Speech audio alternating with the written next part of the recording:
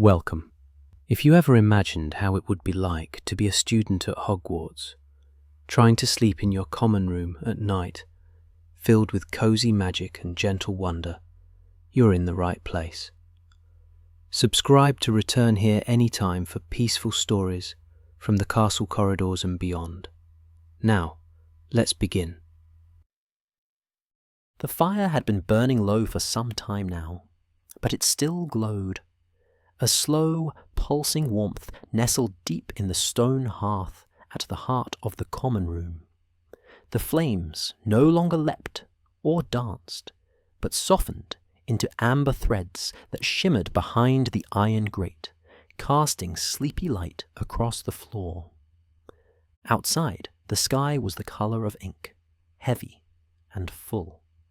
Rain fell in a calm, steady rhythm against the castle's ancient windows, tapping faintly like fingertips against glass. In the distance, thunder had rolled once or twice earlier, low and tired, like the yawn of a sleeping dragon. But now even that had faded, leaving behind only the hush of water and stone. The castle had grown very still. In the corridors beyond the portrait hole, the staircases had ceased their shifting, settling into place like tall stone guardians with their eyes gently closed. The suits of armour stood motionless, their polished surfaces dark in the torchlight. Not even Peeves was stirring tonight. No swooping, no cackling, just silence. The kind of hush that only came to Hogwarts once most of its students had fallen fast asleep. And yet, you remained, tucked in the far corner of the common room, curled deep into the most comfortable armchair the house had to offer. It was the one near the fire, with arms worn smooth by generations of tired elbows, and a cushion that knew exactly how to hold a sleepy body. Someone had draped a patchwork blanket over the back of it earlier that evening, and now it lay warm across your lap, smelling faintly of clean laundry, chocolate frogs, and the spice of the season. You weren't reading anymore. Not really. The book in your hands was cracked open across your chest, its pages loose and faded, the corners curled like autumn leaves. You'd read the same sentence 3 times and couldn't remember a single word of it. Your eyes had grown too heavy, your body too still. You weren't resisting sleep. You were simply letting the night wrap around you slowly, like the folds of a cloak drawn close before stepping into a dream. The firelight flickered softly against the walls. It danced across the tall windows, tracing shapes on the stone. It lit the edges of portraits now sleeping peacefully in their frames, painted figures curled in armchairs of their own, breathing gently, heads bowed in sleep. One of them had been reading aloud to her neighbour earlier in the evening, but now her book had fallen into her lap, and her lips moved slowly, silently, perhaps reading to herself in her dreams. The ceiling above was shadowed in soft golden hues, the wood beams lined with cobwebs that twinkled faintly in the firelight. The rug beneath your feet was thick and old, a bit worn at the edges, but warm. It smelled of parchment, wax, and wool. Somewhere nearby, a half-finished game of wizard chess lay paused, its pieces still, as if too respectful of the hour to finish their quarrel.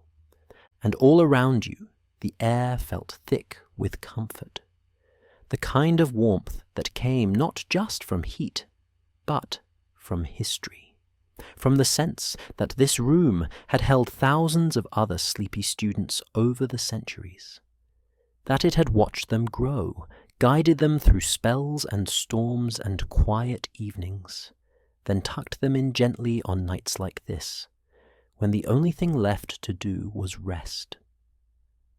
You shifted slightly beneath the blanket, your body relaxing deeper into the chair's soft embrace. Your toes were warm, inside your socks. You'd long since changed out of your robes, and the soft cotton of your house jumper hugged your arms like a second layer of comfort.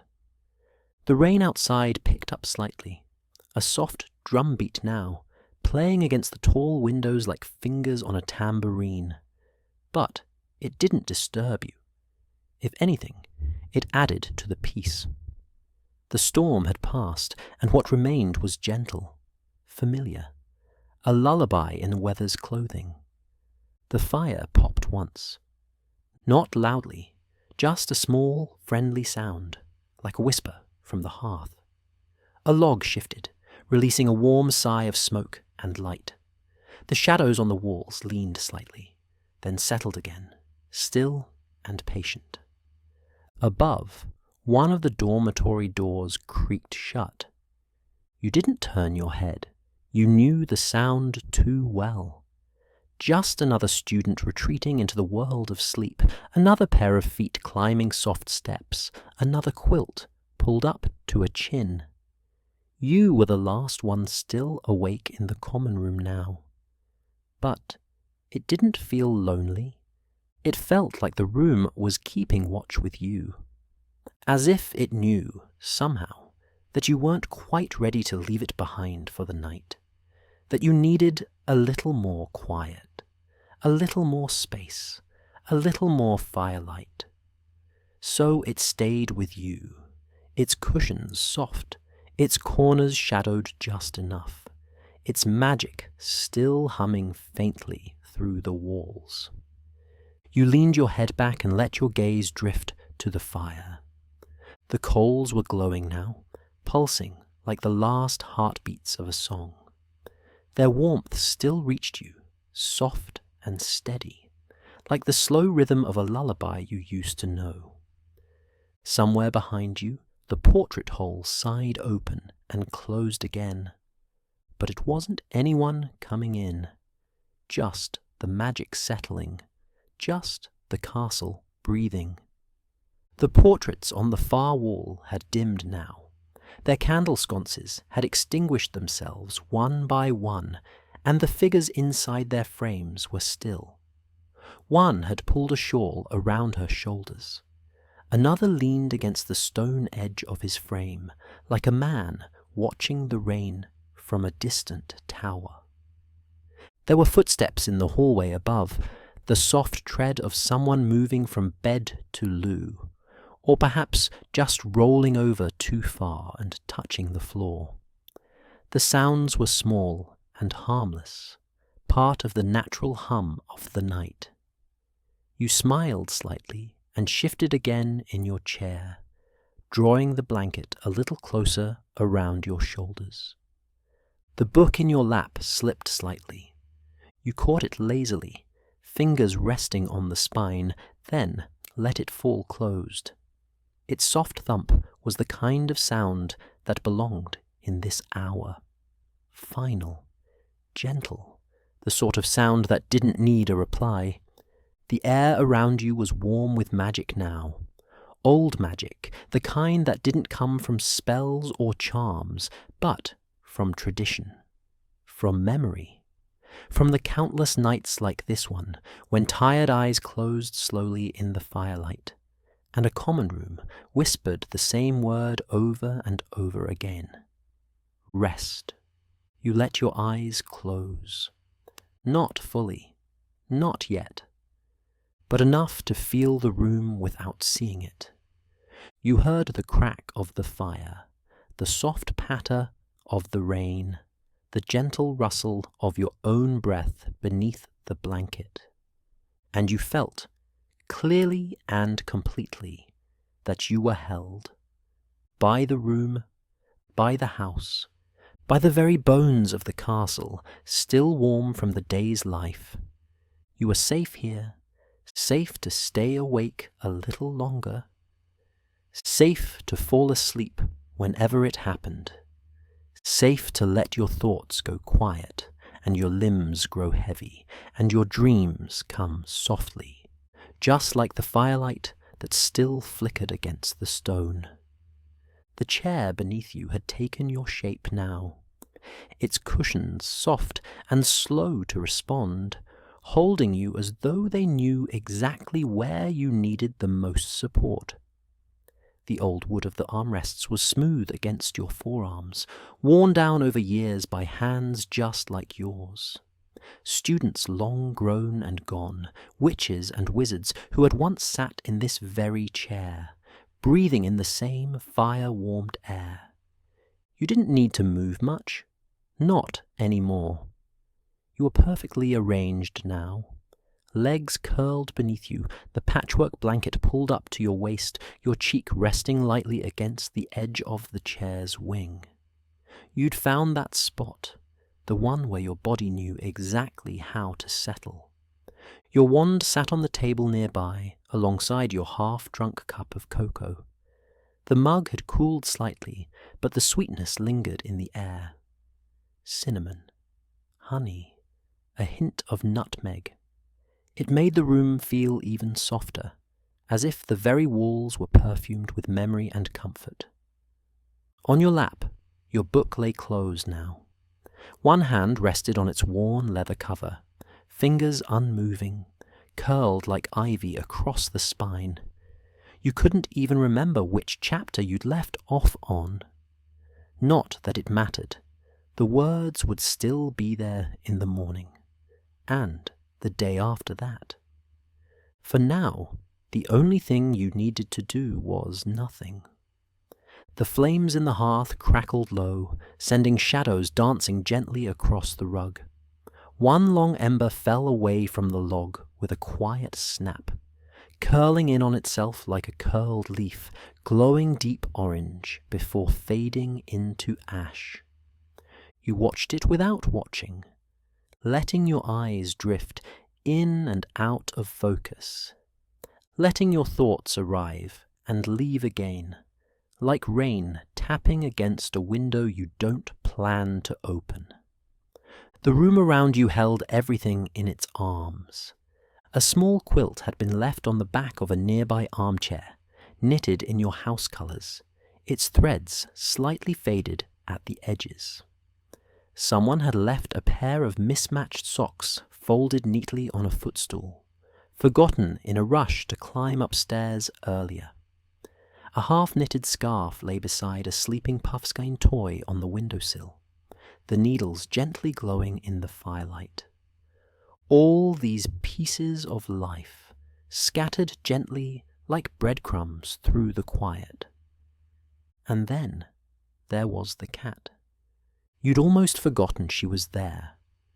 She had curled up near the fire, stretched across a folded cloak that must have slipped from someone's shoulders hours ago. Her fur rose and fell with each slow breath, her tail twitching now and then in a dream. One ear flicked as the fire popped again, but she didn't stir, only resettled, one paw tucked beneath her chin, completely at ease. Her presence was steady, solid, soothing in a way only animals can be, creatures who never ask for explanations, who simply exist beside you in stillness. You looked at her, and something inside you softened just a little more. You stretched your legs beneath the blanket, pressing your toes into the warm space you'd created.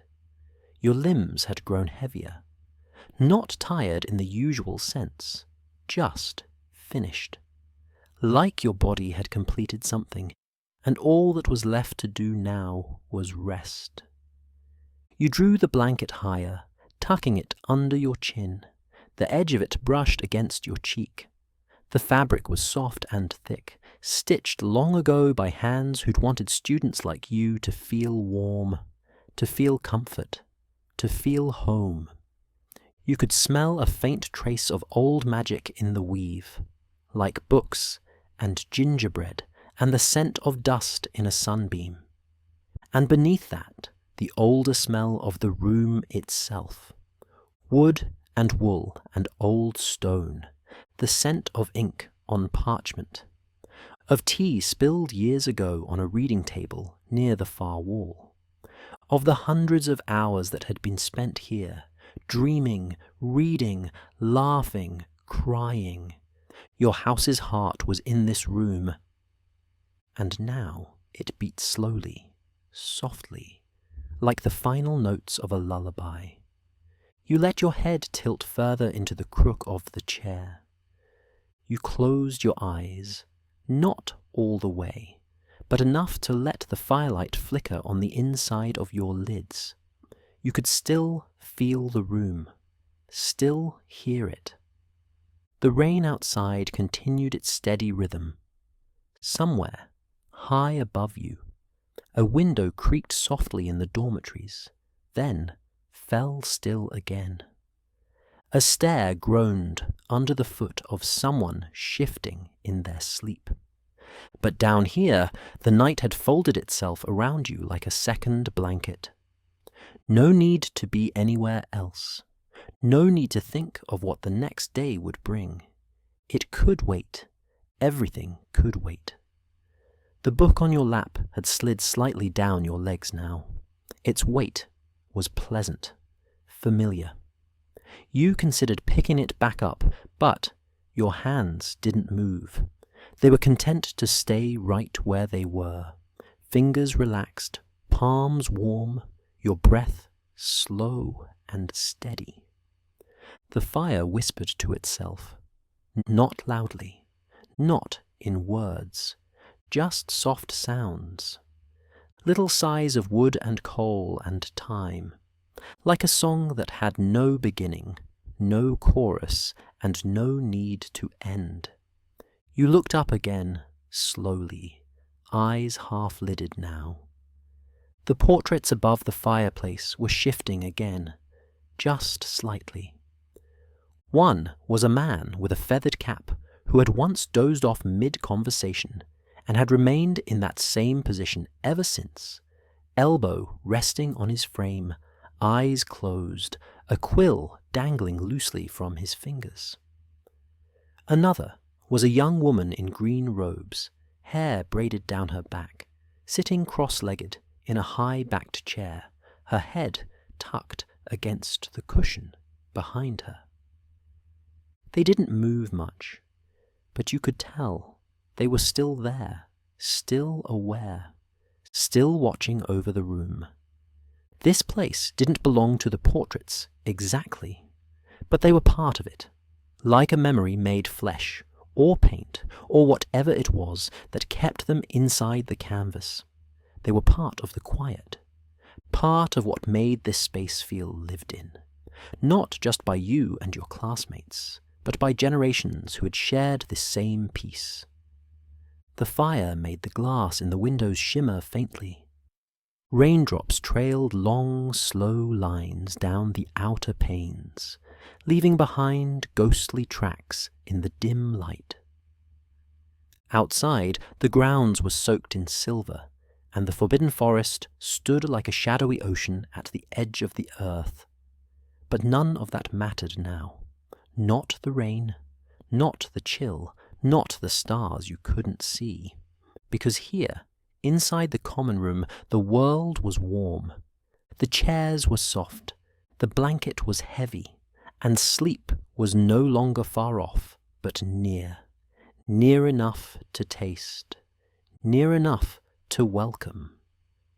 You adjusted your head slightly and exhaled, long and slow, the kind of breath that empties your lungs and leaves you quiet, the kind that marks the moment just before the drift begins.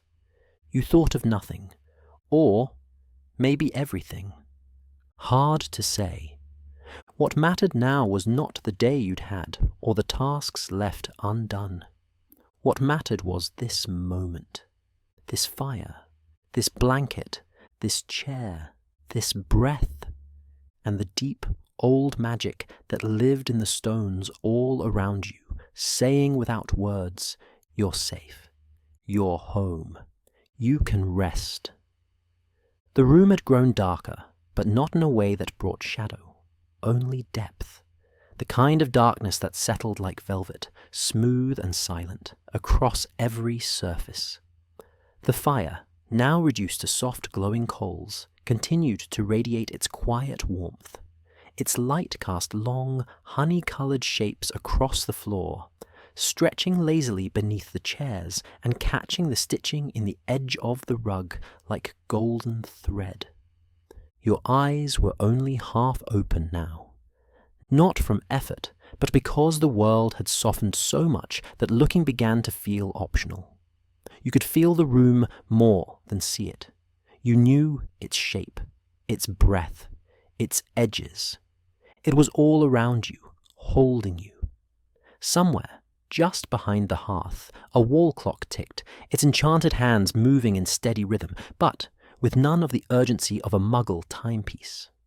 Its chime was muted at night, respectful of dreams. You'd once asked a prefect if the clock ever struck loudly in the early hours, and they'd smiled and said simply, no. The castle knows when to be quiet. It was true. The castle did know. It knew when to hold still, when to dim its lights, when to hush its staircases and soften its magic. It wrapped itself around students like a caretaker, like an old tree curling its branches over sleeping birds. The portraits along the far wall had settled back into slumber. Their colours dimmed in the firelight, their brushstrokes blurred by dusk.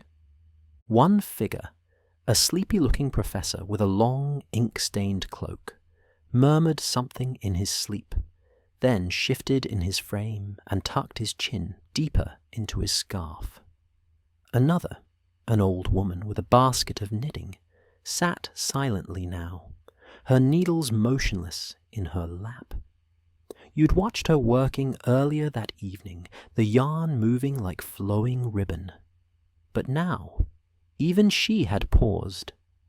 Above her head, a tapestry swayed gently with a breeze that wasn't there. Not cold, just part of the castle's breath. A low, slow exhale that moved through corridors and corners and common rooms alike. The breeze reached you now, brushing lightly against your cheek. You leaned further into the cushions, letting the blanket shift and fall more completely over your legs. The fabric touched your ankles and held them gently, like a cat curling up beside your feet. The flickering light of the fire had begun to mirror your breath, soft, slow, pulsing. You let your eyes close completely for a moment, just to listen, to feel, to rest. And in that quiet, you became aware of something deeper, a sound beneath the silence, not loud, not sharp, more like the hum of something living. It came from the very walls, from the stones, a low, ancient magic that had never stopped humming, never stopped watching. It wasn't menacing or overwhelming. It didn't ask for attention. It simply was. A feeling more than a noise. The way trees hum in the summer heat, or snow sings under your boots. The way your own heartbeat sounds when you rest your ear on someone's chest. The castle was alive, and tonight it was sleeping too. You let the quiet settle into your shoulders. Your hands were perfectly still, now resting lightly over the closed book in your lap. The leather cover had warmed slightly beneath your touch, its corners soft with use. You no longer needed to remember the chapter you'd left off on. The book had done its job. It had led you here, to this space, to this breath, to this moment.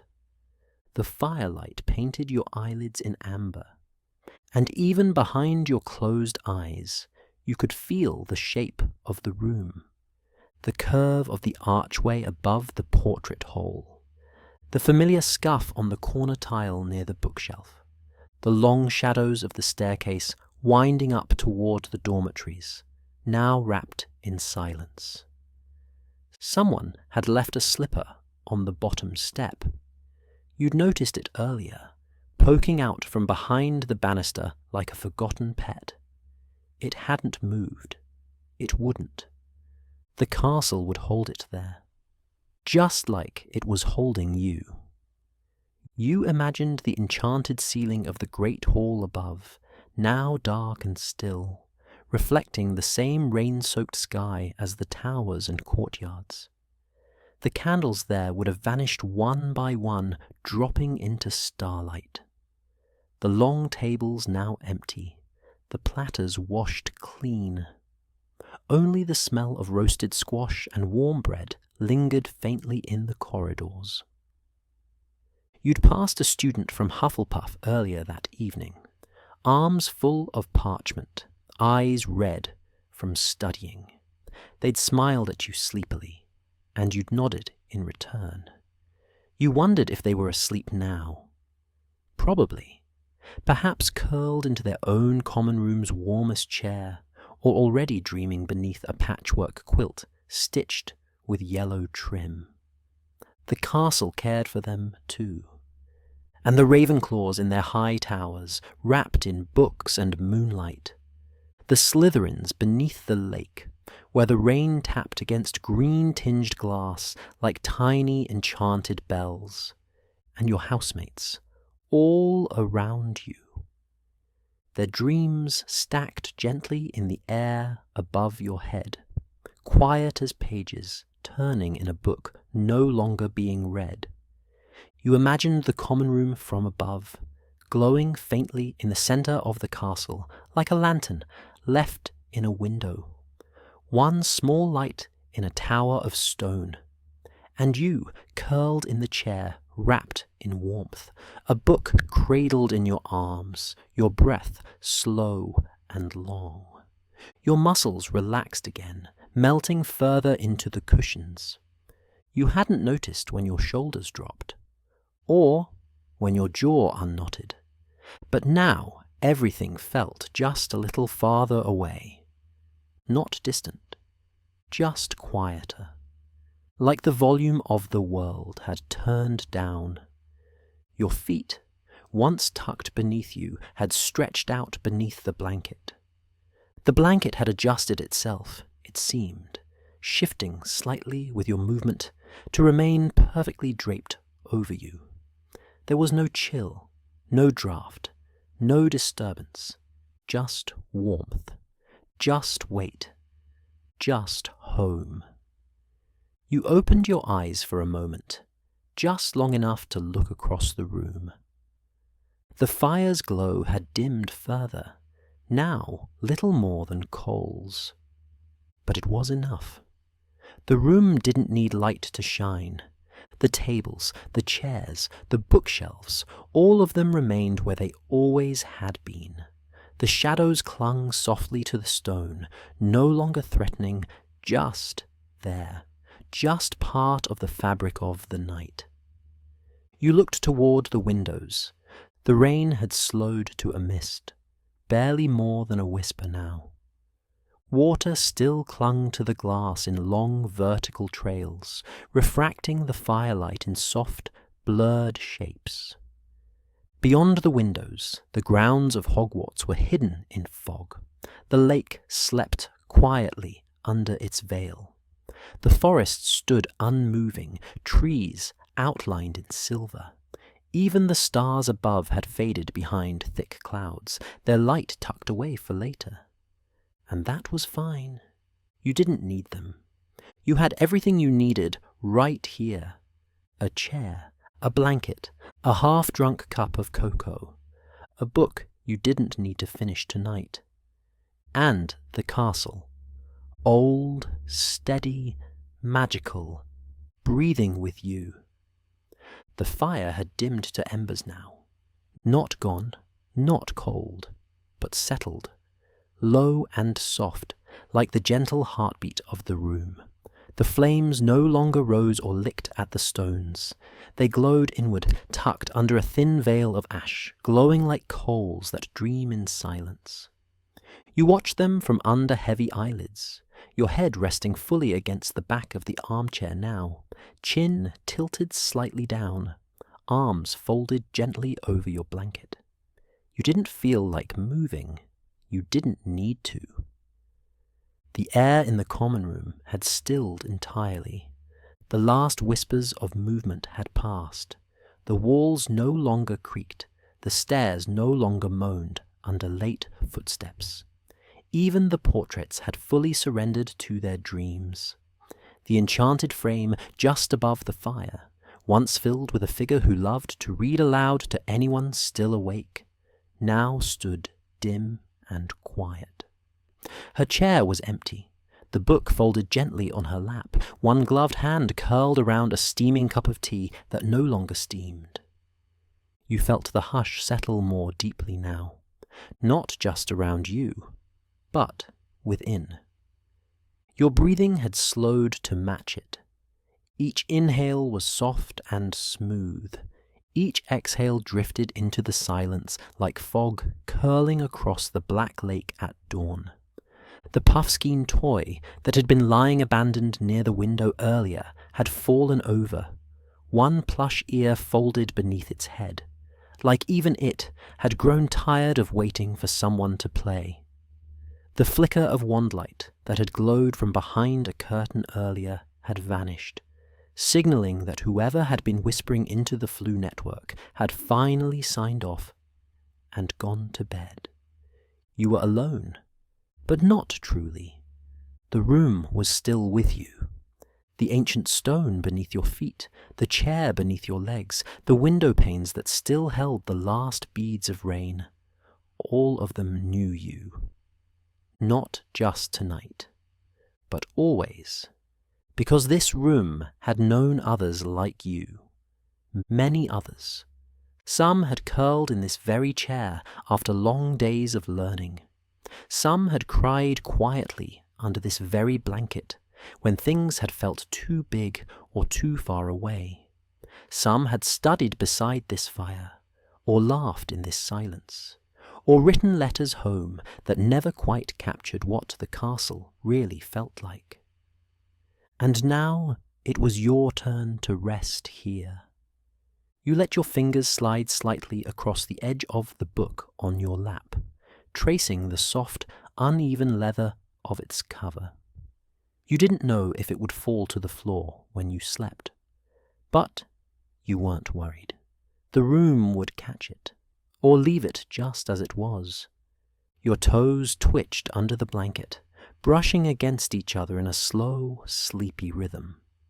You adjusted your legs slightly, the chair creaking softly beneath you in a way that felt almost affectionate. The warmth held. Your house's colours, woven through the fabric of the cushions and the banners hanging in the shadows above, seemed to glow faintly, even in the dimness.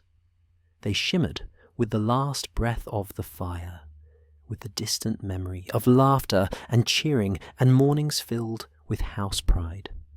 But here, now, they felt gentle, like hands on your shoulders, like a voice saying, "It's all right, just rest."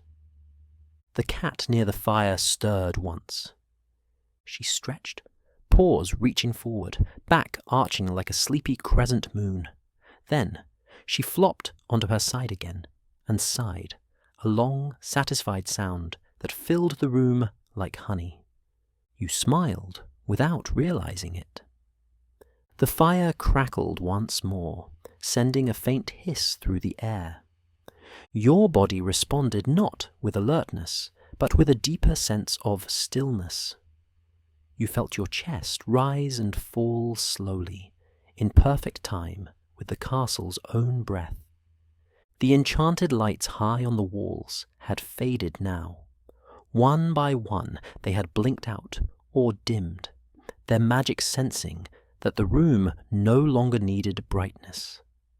There was only one remaining, glowing faintly above the bookshelf, casting a sleepy golden halo over the row of ancient tomes and cracked bindings.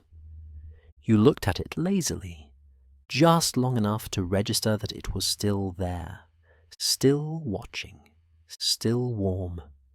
You let your gaze drift back toward the embers, and then you closed your eyes again.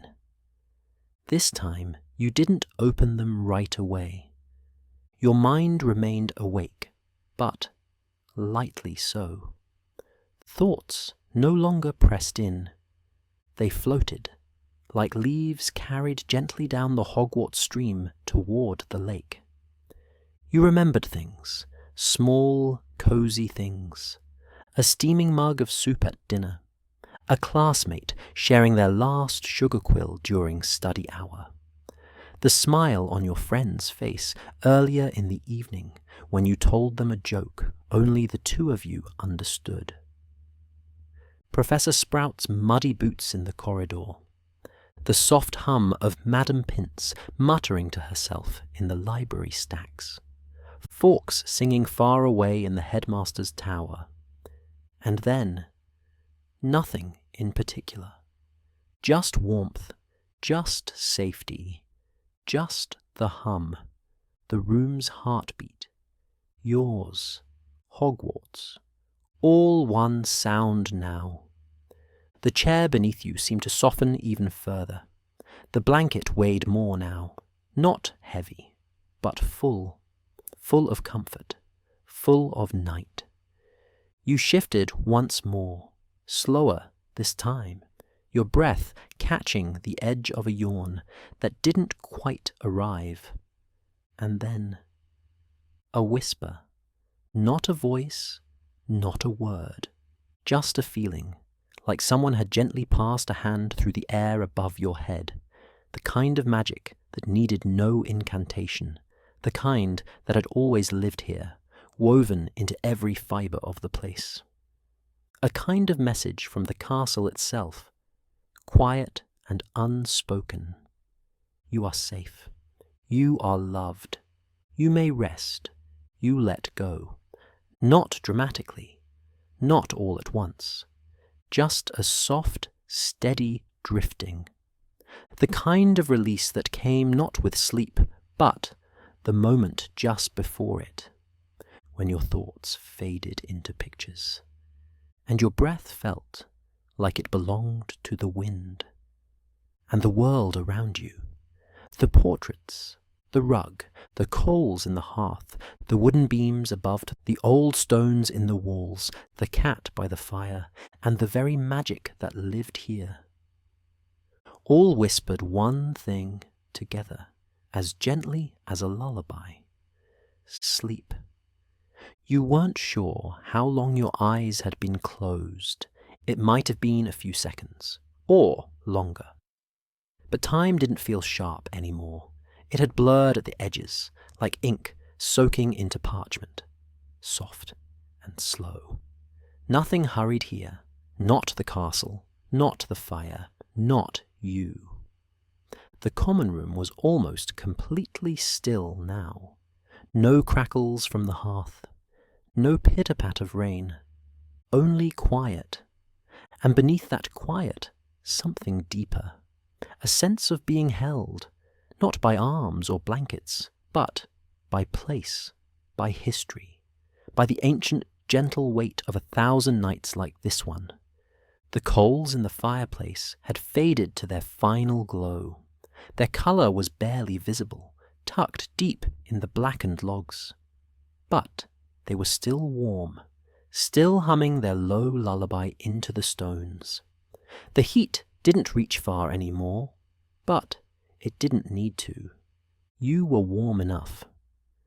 Tucked into the chair, the blanket pulled to your chin, your hands resting lightly across your chest.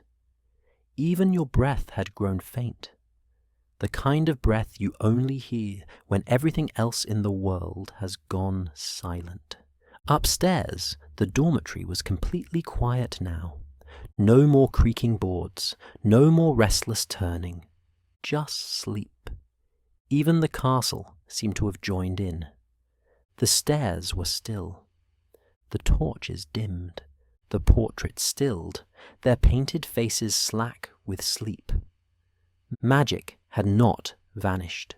It was simply resting, slumbering in the wood and the stone and the threads of every banner.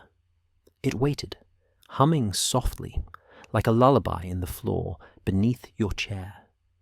You didn't need to open your eyes. You already knew what you would see. A fire grown quiet. A cat curled in the same spot, her body a single warm comma in the dark. Your book, still resting across your legs. A few faint shadows from the embers slowly drawing down the walls. A few beams from the enchanted lantern near the window, glowing faintly with no flame, just magic. There was no sound of wind, no crack of thunder, only the faintest echo of your own breath in your ears. You imagined how the castle looked now from the outside.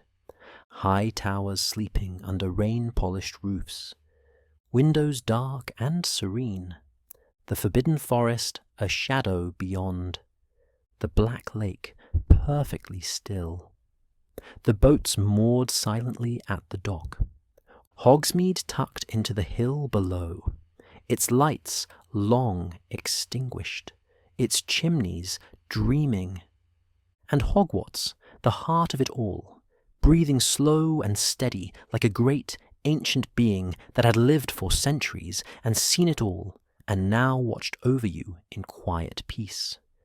And you, at the very centre of it, safe. Not watched the way one is monitored, but watched the way the moon watches the sea, with fondness, with calm, with a kind of magic that never asks anything in return. You felt it in your chest. Not excitement, not even gratitude, just peace. The deep, golden stillness of knowing you belong.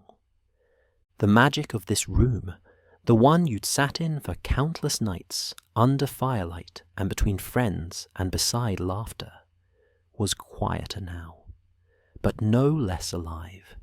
You were part of its memory now, like the slipper on the step, like the cat near the hearth, like the crumpled parchment on the end table.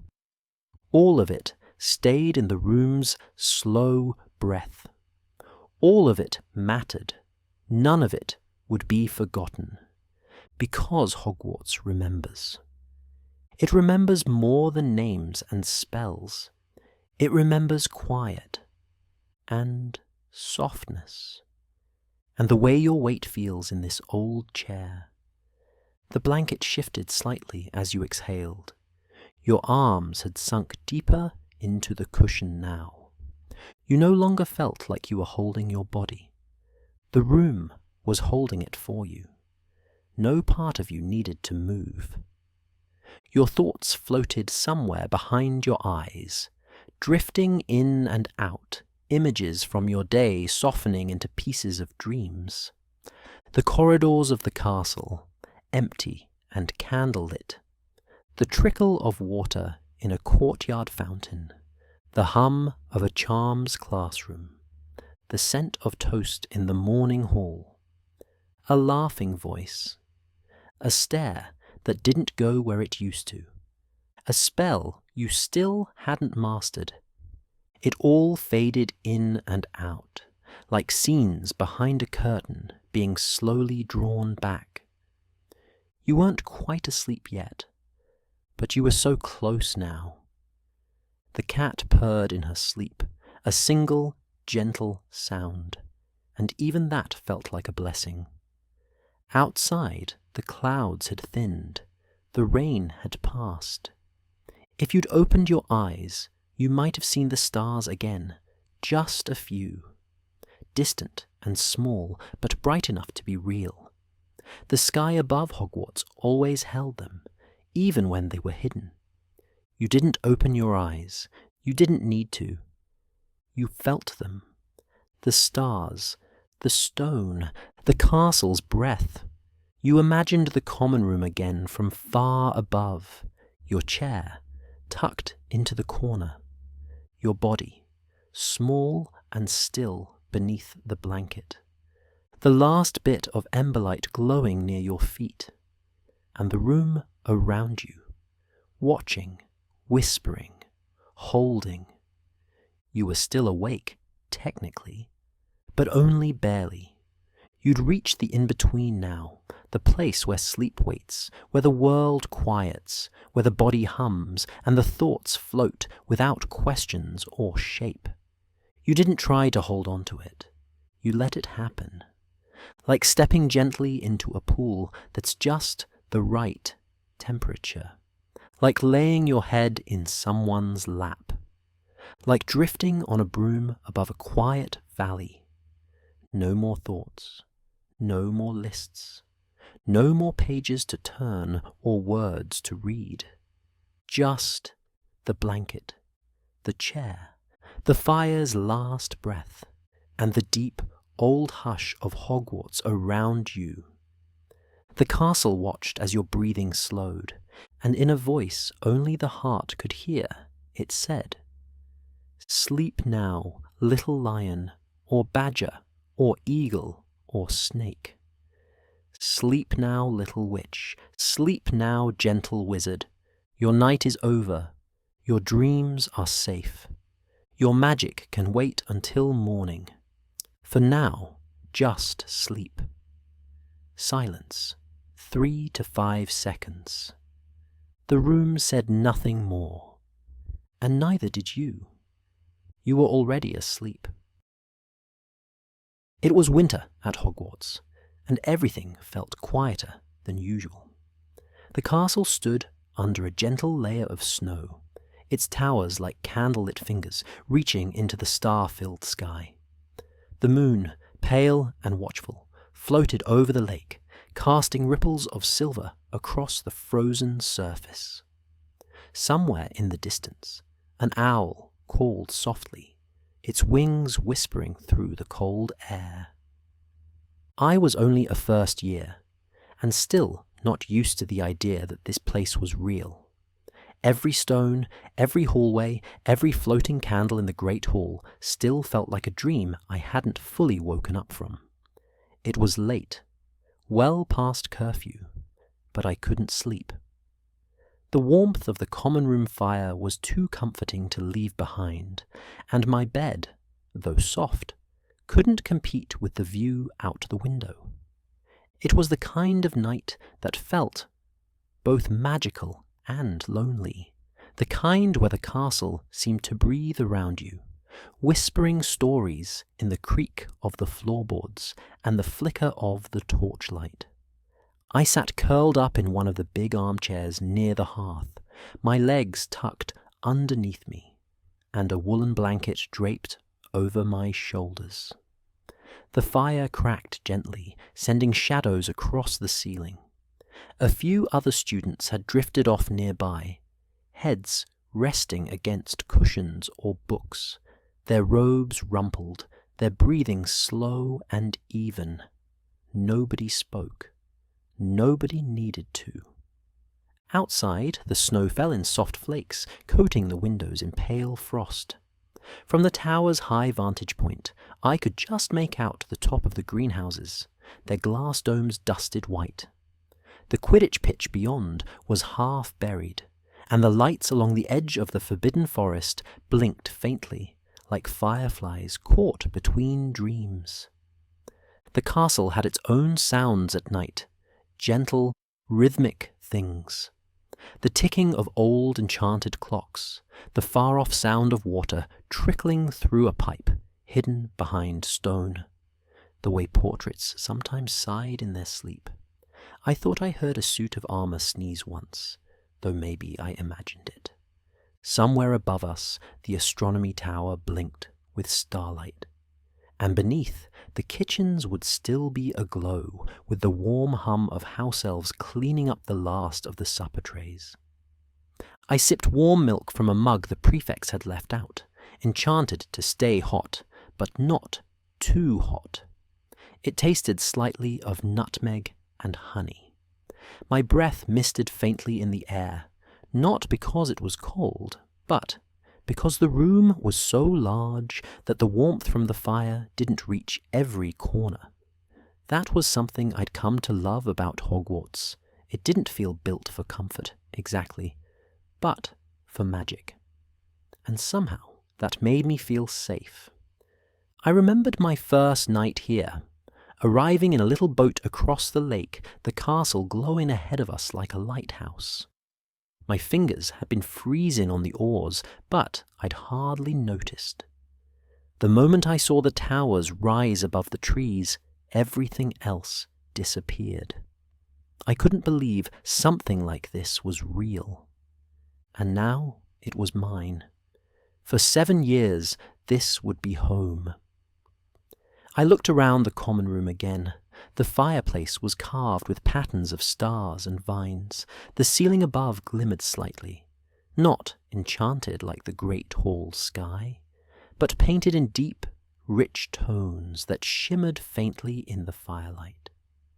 The chairs were old and soft and smelled faintly of old books and lemon polish.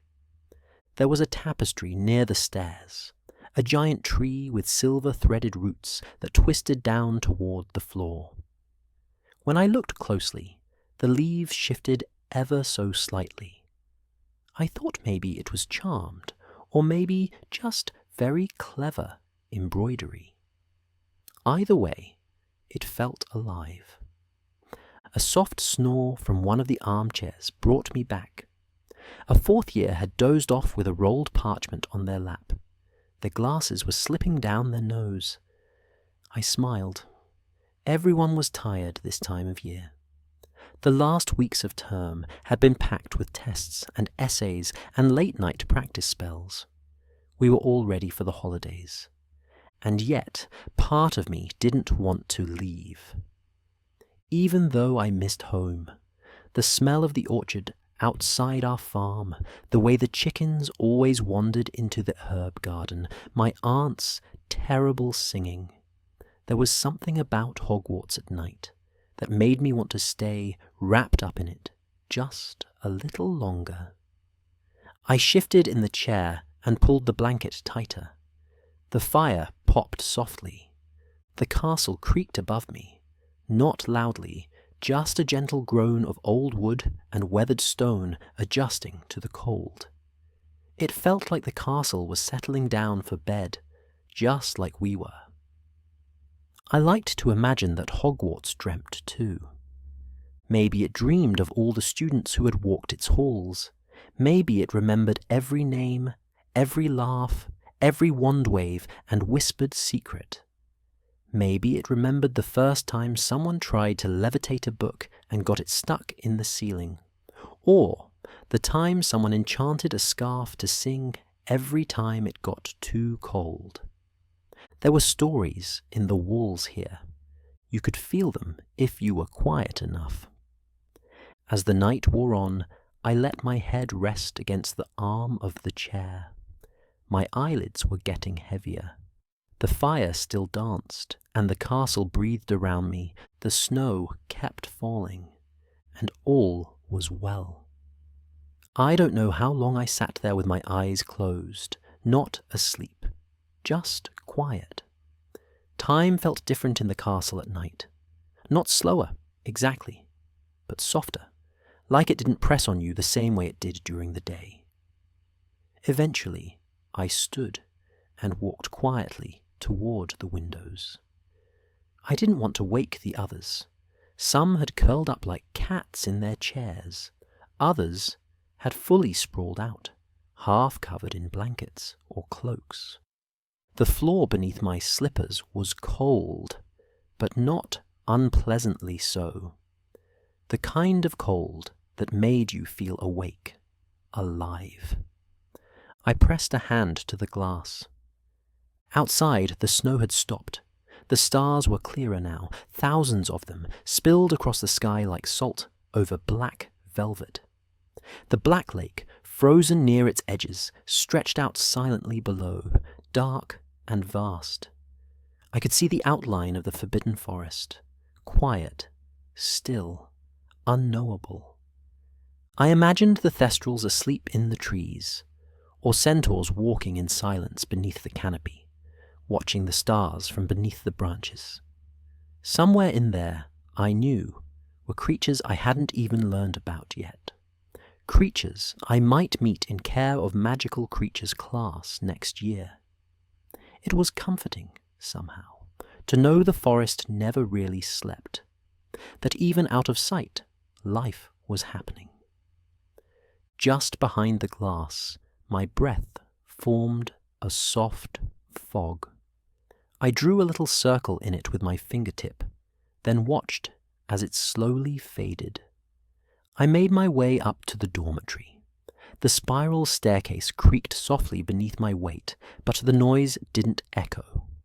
The castle absorbed sound at night, the way soft snow absorbs a footstep.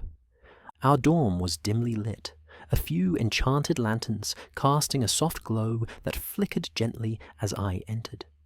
My bed was near the corner, the duvet pulled up and my trunk tucked neatly at the footboard.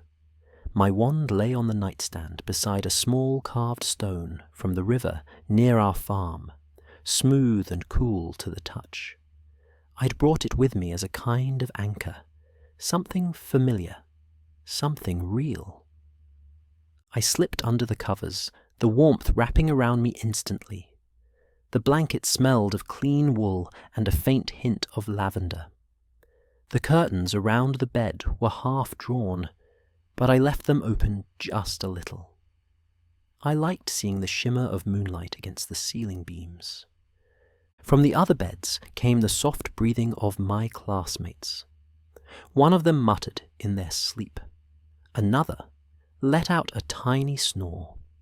It was like a lullaby, made of real life. I stared at the ceiling and let my mind drift.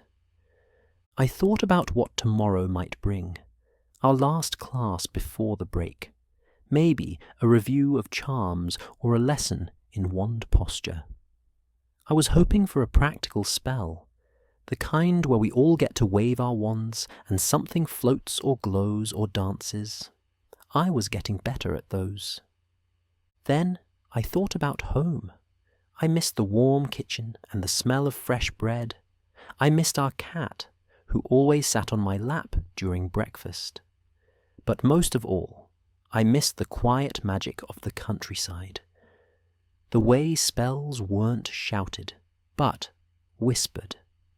The way enchantments hung in the air like mist, woven into the day like thread in cloth.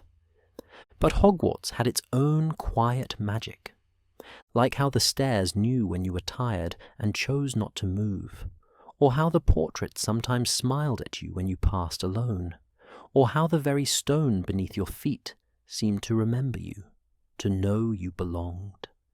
I felt safe here. More than that, I felt like I was part of something, not just a school, but a story. A long, winding one, written by thousands of hands over hundreds of years. And for the first time, my name had been added to a page. That night, as the castle dozed around me, I closed my eyes. The fire in the common room burned low, the stars kept watch, and the snow outside began to fall again, slow, soft, and silent. Some students studied, others simply relaxed, letting the castle's warmth soak into them like sun through a window pane. The glow of the fire flickered across tapestries, cast in gentle, looping shadows. Every once in a while, someone would shift or yawn, but no one made much noise. There was a quiet agreement that this hour, just after dinner, just before bed, belonged to stillness. I nestled deeper into my chair, the heavy quilt over my legs almost too warm now. My hot chocolate had gone lukewarm, but I didn't mind. The sweetness still clung to my tongue, and the marshmallows, one of them shaped like a little badger, had melted into a creamy swirl. It had become one of my favorite parts of the day, this quiet time after classes. No spells to memorize, no cauldrons to clean, no staircases to chase. Just a warm fire, a soft chair, and the gentle hush of the common room murmuring to itself. I liked watching people in this hour, the way they looked when they weren't trying to impress anyone. One of the prefects, who always looked so stern during the day, was now fast asleep on a couch with a book open across their chest. A third year with frizzy hair and ink-stained fingers had tied their wand to their quill and was lazily levitating them both like a mobile. Even the portraits seemed sleepier. A few had slumped in their frames, murmuring in their sleep, the sound no more disruptive than rustling leaves. Outside the tall arched windows, the snow continued its gentle work. It coated the courtyards, the tops of statues, the long stone bridges between towers. It softened everything, made the castle seem somehow smaller, tucked in for the night like a great, sleeping creature. Across the room, my classmate Theo was attempting to sketch the snowy landscape in his notebook. He squinted at the window, then glanced down at his drawing and sighed. I watched as he tapped his wand to the paper. The ink shifted, and suddenly the trees outside had little puffs of snow balanced on every branch. He smiled, not because anyone saw, but because he got it just the way he wanted. I turned back toward the fire, thinking about classes that day. Charms had gone well. We'd been practicing Lumos and Nox again, and I'd finally managed to get the light to glow bright and steady on my third try. Our professor, a small, quick-speaking witch with glasses that magnified her eyes into wide orbs, had clapped softly and smiled at me like I'd just turned on the stars. Transfiguration had been harder.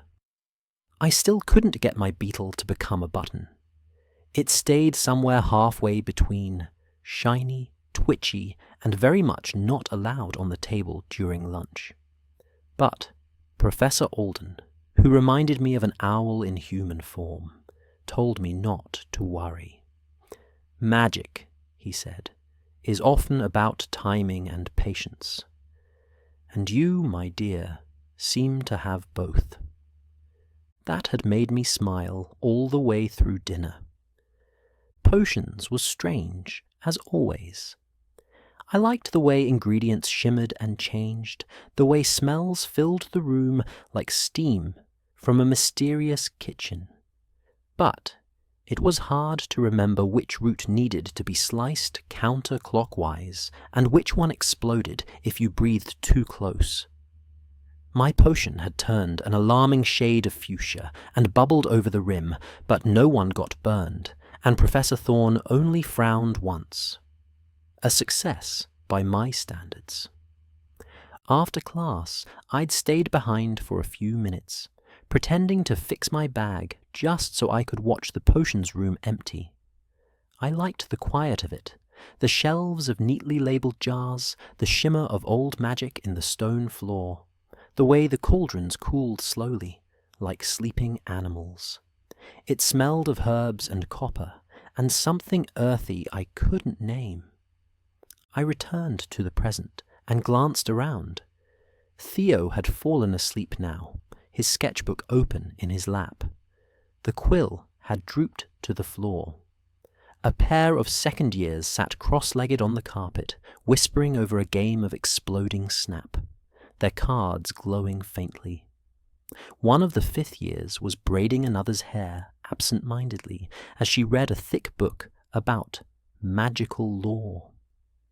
Everything felt safe, familiar, like we had all slipped into the same enchanted rhythm, each of us part of a quiet spell cast by warmth and firelight. The castle seemed to hum with it. The very walls held the mood, keeping the snow at bay and the cold from creeping in.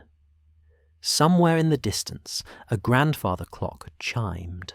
The sound rolled through the tower like a ripple, not jarring, just enough to remind us that time was still gently moving forward.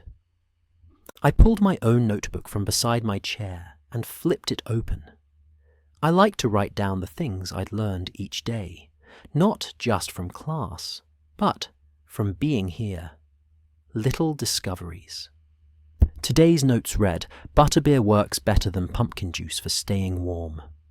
Don't step on the 4th stair to the left of the 3rd floor broom closet. It moans. The ghost in the south stairwell likes jokes, and will let you pass if you tell one. A beetle can turn into a button, but not if you're thinking about sandwiches. Theo's drawings always include something smiling, even the trees." I added one more. The castle is never truly silent. It has a heartbeat made of footsteps and firelight and sighing stones.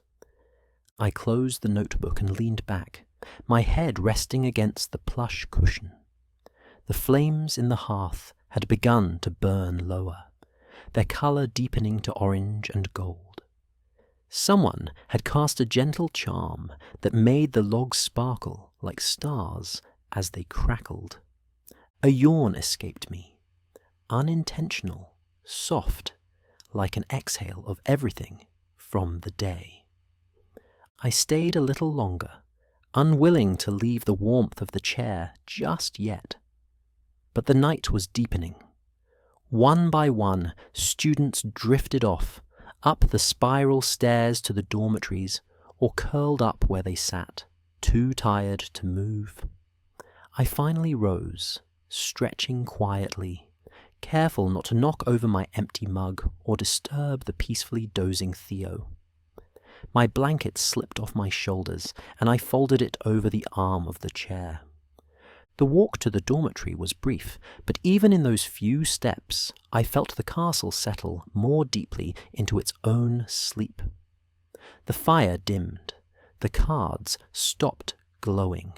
The shadows grew longer and gentler, curling like cats into the corners. I passed a window on the landing. The snow had stopped again. The moon now hung directly above the castle, bathing the rooftops in silver. I whispered good night, not to anyone in particular, just to the walls, to the fire, to the night itself. Then I climbed into bed. The curtains around my bed swayed faintly, drawn part way shut.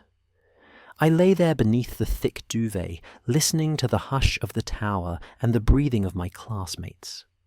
Tomorrow would come soon. More classes, more snow, more spells and parchment and warm mugs by the fire. But, for now, this moment was enough. The castle sighed, and sleep found me. I imagined my future self walking through the same hallways I wandered now, only older, more confident, my wand steady in my hand. Would I wear robes of deep green, or perhaps soft grey? Would I carry a bag full of maps, or a pouch full of potions? Would I still take the time to sit by a window and watch the snow fall? Some days, I imagined becoming a magical cartographer. I had read about them in the library. Witches and wizards who travelled across the world, mapping hidden places, tracking ley lines of ancient magic, and charting the invisible boundaries where enchantments thinned or pooled. They used enchanted ink that shimmered only in moonlight, and quills made from rare magical bird feathers. Their maps whispered secrets when unrolled in quiet rooms, revealing paths that disappeared when folded shut. Other times, I imagined opening a tiny magical bookshop tucked away on a crooked street in a magical town.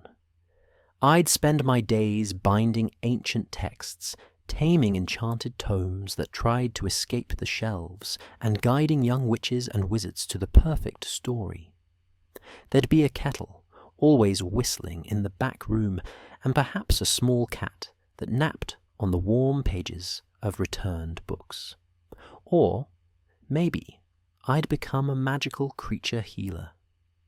I liked the way magical animals looked at you, not with suspicion, but curiosity, like they knew more than they let on. I had once seen a photograph of a witch tending to a griffin's wing, her robe streaked with gold dust and her eyes calm.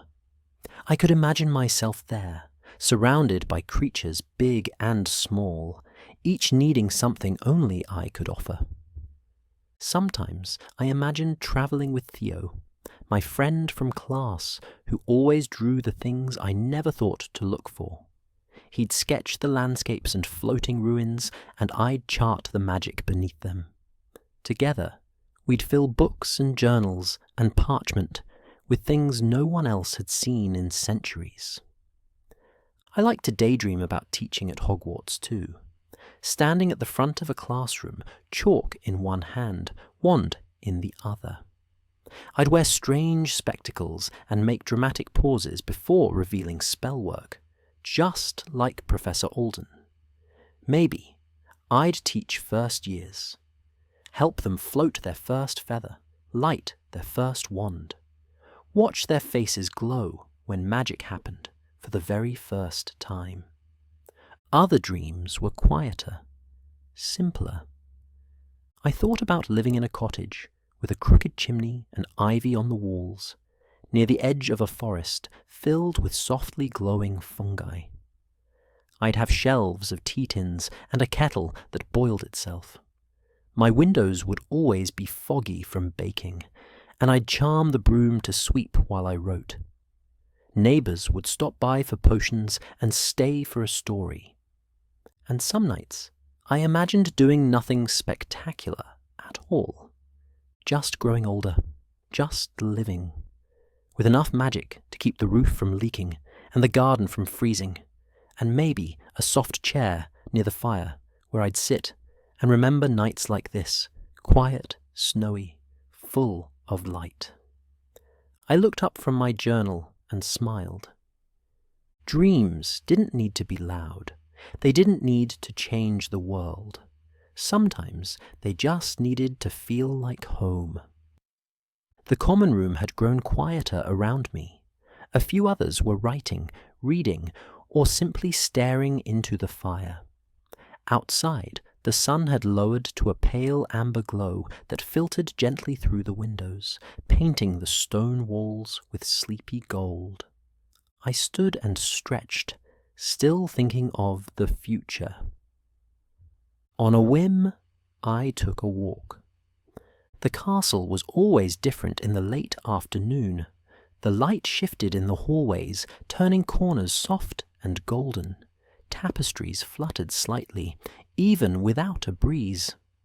The portraits were starting to stir from their midday naps, and some offered gentle nods or raised eyebrows as I passed. I wandered past the library, quiet and still, except for the faint scratch of quills on parchment. I tiptoed down the hallway of suits of armour, which clanked faintly but made no move to chase me today. I passed an alcove with a window seat and paused to sit for a moment. Below me, the grounds glistened with snow, the lake catching the last of the sunset like a pool of melted amber. The mountains beyond were cast in indigo shadows. Smoke rose from Hagrid's chimney, curling softly into the fading light. I thought again about what Hogwarts might look like after I left. Would I come back one day? As an alum? As a teacher? Or simply in my dreams? Would the castle remember me? I like to think it would. That somewhere in its ancient stones, in its staircases and shifting halls, it kept little pieces of every student who had loved it. A laugh echoing in the rafters, a scuffed floorboard from years of pacing, a forgotten sock behind a wardrobe. Maybe the castle dreamed too. And maybe, in its dreams, it saw us, growing, stumbling, dreaming right back. I remained on the window seat a long while, knees hugged to my chest, chin resting atop them. The stone was cold beneath me, even through the cushion, but I didn't mind. It grounded me, made the dreaming feel more real somehow. Out there, beyond the snow-covered hills and the frozen lake, was a world I hadn't seen yet. Towns and forests and valleys filled with magic I hadn't even read about. Ancient places that pulsed with enchantments older than language, wandering merchants selling charms from carts that wheeled themselves, mountain hermits who whispered to the wind and brewed memory into tea, libraries hidden in groves that only appeared when the moon was full. Sometimes I imagined walking alone through those places, wand in hand, map rolled in my pack, journal in my pocket. I'd stop in inns with crooked signs and sit by strange fires, listening to stories told in half-sung riddles. I'd take notes, sketches, fragments of old songs. Wherever I went, I'd leave behind a little mark, not carved into stone, but in the memory of the place. A spell fixed, a curse broken, a fire rekindled. But more often than not, in these dreams, I wasn't alone. I'd be with friends from school. Some I hadn't even met yet. Friends who knew the same corners of Hogwarts that I did, who'd laughed on the same staircases, spilled ink on the same desks. We'd travel together, casting shields in thunderstorms, making camp beneath floating lanterns, trading dreams over breakfast cooked with a flick of our wands. I liked the idea of weaving magic into something bigger than school, not as tests or textbooks, but as stories and songs and moments that lived on in places long after we passed through them. The wind outside pressed gently against the window pane. I watched it lift the snow from the top of the hedges in the courtyard, twirling it like sugar in tea. A soft memory came to me. Not of Hogwarts, but of home. Back at the farm, on windy days like this, the trees would bend and creak with laughter. At least, that's what Aunt Edda used to say. She'd stand on the back porch with a mug of barley tea, her wand tucked behind one ear, and say, "They're giggling again, the old oaks." The trees on our land were ancient and wide, their roots tangled deep in the soil like sleepy dragons. We never enchanted them directly. That would have been rude. But sometimes they'd nudge things into our path. Ripe fruit, fallen twigs shaped like runes, feathers that shimmered like stardust. I missed that quiet companionship. Nature at home wasn't just alive. It was listening. I turned my gaze back toward the mountains. Would I one day live in the mountains? High up, where the air was thin and the sky felt close? Or would I live deep in a forest, surrounded by mossy rocks and foggy mornings? Or maybe, I'd return to the farm, take over after my parents grew old, charm the fields to water themselves, convince the chickens to stop laying eggs on the roof, brew herbal potions in copper kettles while my siblings ran barefoot through the enchanted orchard. Maybe I'd open a little school of my own, right there on the hill, just for the children in the valley. Nothing fancy, just enough to pass on what I'd learned here. I smiled at that thought. Home wasn't something I needed to leave behind. It could be something I returned to. And when I did, I'd bring everything Hogwarts had given me. Not just magic, but wonder, patience, imagination. Back in the common room, I sat once again by the fire, notebook open, quill poised above the page. I began to write. Tomorrow I'll study potions. Next week, maybe broom flying. But today I am dreaming. I am walking streets I've never seen, speaking spells I haven't learned yet, seeing creatures I don't yet know how to name. I'll be a map maker, or a healer, or a spellwright. I'll sing magic into tea and whisper light into the dark. I'll return to Hogwarts, not just as a student, but as a memory. One day, someone will pass the chair I sat in and feel something warm. That will be me. I signed it with my name and closed the book. And as I tucked it beneath my arm and headed upstairs for the night, I realized that dreaming was a kind of magic too. It was quieter, softer, but it was still magic. On most days, you couldn't walk 10 paces without seeing magic in motion. My uncle enchanted the scarecrows to hum lullabies to the crops, and they swayed gently in the breeze as if dancing to a tune only they could hear. The laundry line could tell when rain was coming and yanked itself back under the eaves before the first drop fell. Even the chickens, who were generally not impressed by anything, had once been convinced to lay their eggs in colour-coded baskets by a spell my cousin invented. Though it only worked for a week, and then they went back to hiding them in the shed. Life was simple and strange and full of quiet magic. Mornings smelled of cinnamon porridge and barn straw. My father's boots always thudded twice on the kitchen step before he came in, trailing warmth and winter air. My mother kept a jar of jam that refilled itself with the fruit of the season, and sometimes the toast buttered itself if you looked away fast enough. Breakfasts were unhurried and full of chatter. Plans for the day, weather spells to consider, little magical mishaps that made us laugh. Wand backfires again. My aunt would tease my cousin when the toast caught fire, and we'd all wave the smoke away together. In the afternoons, I'd help in the orchard.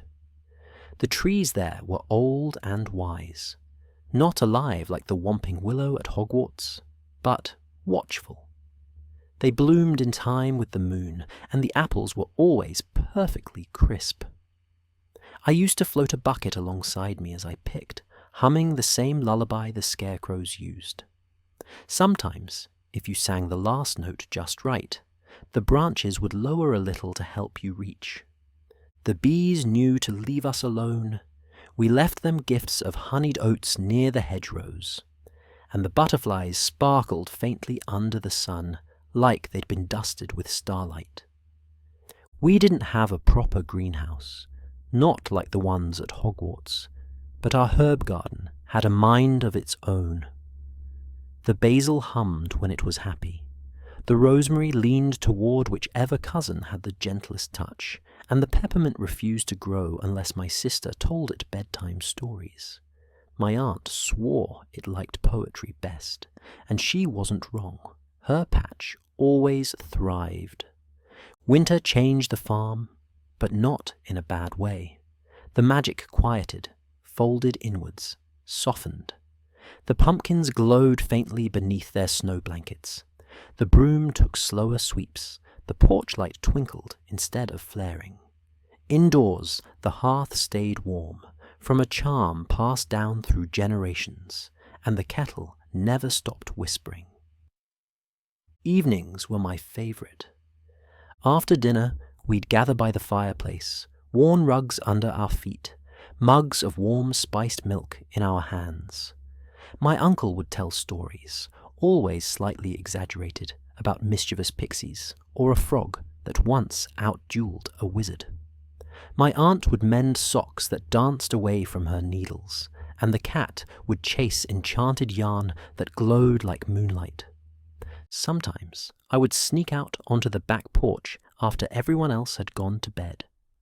Wrapped in a quilt, I'd sit on the creaky swing and watch the stars. Our property stretched far, far beyond what I could see, a patchwork of enchanted fields and sloping meadows. Fireflies danced across the snow like drifting embers. Owls called softly from the trees. in those moments, I'd imagine the world beyond the hills, places filled with magic just like ours, waiting for me to find them. Back then, I didn't have a wand. I wasn't allowed to practice spells yet, but the magic was already part of me. I didn't need to levitate anything to feel it in my bones. It was in the hush before snowfall, in the way our bread always rose just right, in the way my mother could calm a storm with a word and a window left ajar. When my Hogwarts letter came, I wasn't surprised. I had always known it would. But I was still breathless when the owl landed on the porch rail and dropped it at my feet, sealed with wax, addressed in elegant ink, as real as the first snow of winter. My family had cheered and clapped and laughed, and my aunt had cried into a tea towel while pretending not to. My father made my favourite stew that night. My mother found my grandfather's old wand case and polished it until it shone. We sat up late into the night, talking about Diagon Alley, about robes and cauldrons and spellbooks. My cousin told me to avoid the third-floor corridor, and then grinned when I asked why. That night, I didn't sleep. I lay awake, staring at the ceiling, wondering what my bed at Hogwarts would look like, whether the castle smelled like parchment and dust, or if it glowed at night the way I imagined. I hadn't been wrong. It glowed, it breathed, it hummed like home. And now, lying in my 4-poster bed at Hogwarts, I remembered those nights back on the farm as if they were still happening, as if my parents were downstairs laughing softly over dishes that scrubbed themselves, as if the wind still whispered in the orchard trees, as if I could reach out and feel the wooden swing beneath my fingers. Sometimes, when I missed them too much, I'd write letters full of little nothings, not about spells or grades, but about the way the light fell in the library, or how the hallways smelled of pine, or how the staircases still managed to surprise me. I told them how I still hummed when I walked alone, and how the suits of armour sometimes tapped along in rhythm. They never needed a dramatic story, just a thread to hold on to, just a little piece of me, still anchored to the farm. I knew I'd return, maybe every holiday, maybe one day forever. The farm didn't mind waiting. The trees would still be there. The enchanted fence would still lean just a little too far. The peppermint would still be stubborn. And when I came back, I'd bring stories of my own. The halls were hushed and wide, more so than usual. Without the usual chatter, the castle felt enormous, an endless weave of stone and story, echoing softly beneath my footsteps. Even the portraits seemed quieter, many of them dozing in their frames, their painted breath rising and falling gently. I passed the tapestry of the 3 juggling trolls. They juggled slower now, lazily tossing potatoes between them, half asleep, but still keeping rhythm. Just beyond them, I reached a tall, narrow window that overlooked the courtyard. I pressed my forehead to the glass. Outside, the snow reflected the stars like fallen constellations. The world shimmered, and Hogwarts glowed like a sleeping lantern at the centre of it all. Part of me had planned to return to the dormitory, but something tugged at me, a sense that the castle wanted to be walked, wanted to be seen one last time before we all left. So I kept going, through the long, echoing corridors that smelled of parchment and polish, down past the statue of the one-eyed witch and the secret passage I hadn't yet dared explore, up a small spiral staircase I didn't recognize, the steps narrow, worn smooth by hundreds of years of midnight wanderers like me. At the top, I found a door slightly ajar. I pushed it open carefully and stepped into a forgotten observatory. The room was round, with a domed glass ceiling and stone walls lined with shelves full of dusty books and cracked telescopes. A single enchanted lamp hovered in the air like a firefly, casting soft light across a giant table carved with constellations. The snow outside made everything inside glow blue. I sat down on a cushioned bench by the window and pulled a blanket around my shoulders. It was perfectly still. I let my thoughts unfold. In a matter of hours, I'd be boarding the Hogwarts Express again, watching the castle disappear behind a curtain of white and steam. I'd return to the valley, to my family, to the farm, and the quiet magic that lived there. I missed them, more than I'd let on, but still, I felt tethered here. Like Hogwarts had become part of me already. Like something in these halls had curled into my ribs and decided to stay. I thought about the days to come, about the holidays, snowball fights with my cousins, buttered biscuits that refilled themselves, soft evenings spent under patchwork quilts with tea that stirred itself. I would tell them about my first flying lesson, the time I got stuck on the wrong staircase for 10 minutes, and how the ghost in the North Hall complimented my handwriting. I'd bring them pieces of Hogwarts, one story at a time. But even as I smiled, I couldn't shake the feeling that I didn't want to forget this moment, this exact moment, in the quiet observatory, with snow pressing against the glass and magic humming faintly through the floorboards. I reached into my satchel and pulled out my notebook. On the last page, I wrote, "I walked the castle tonight, not for a reason, just because I could, because it called to me, because every hallway felt like a friend I might not see again for a while. I want to remember the hush, the way the torches bowed as I passed, the way the stars looked from here. I want to remember what it feels like to belong." I closed the notebook, slid it back into my bag, and sat in silence for a while longer. Eventually, I stood and made my way back down the stairs.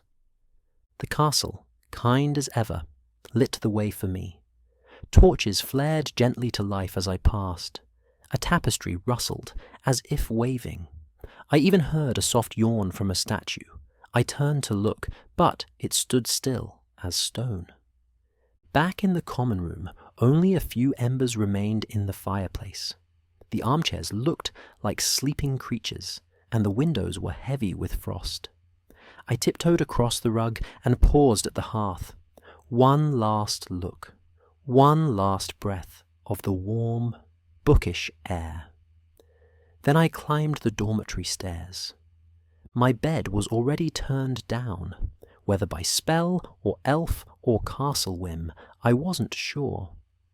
I slipped beneath the covers and pulled the heavy blanket to my chin. Moonlight spilled across the floor, soft and silver. The others were asleep. I could hear their soft breathing, the occasional turn of a blanket. I closed my eyes and listened. No sounds but comfort. No shadows but those cast by starlight. And just before sleep claimed me, I whispered into the dark, "Good night, Hogwarts. I'll come back soon." The castle didn't answer, not in words, but I felt it, a deep, warm hum in the stones around me, a farewell that wasn't final, a promise kept. I drifted off with the weight of the blanket, the scent of old wood and wax, and the memory of stone stairs beneath my feet. And when I dreamed in castle light. Take a slow breath in, and gently let it out. The journey is behind you now, the soft, quiet nights in the common room, the glow of lanterns in the snowy corridors, the hush of the castle as it watched you wander its dreaming halls. You have walked the paths of magic. You have sat beneath the high windows and listened to the wind speak. You have stood still while Hogwarts whispered ancient stories in the creak of staircases and the flicker of flames. And now it is time to rest. Feel the weight of the castle around you, not heavy, but warm, protective, safe.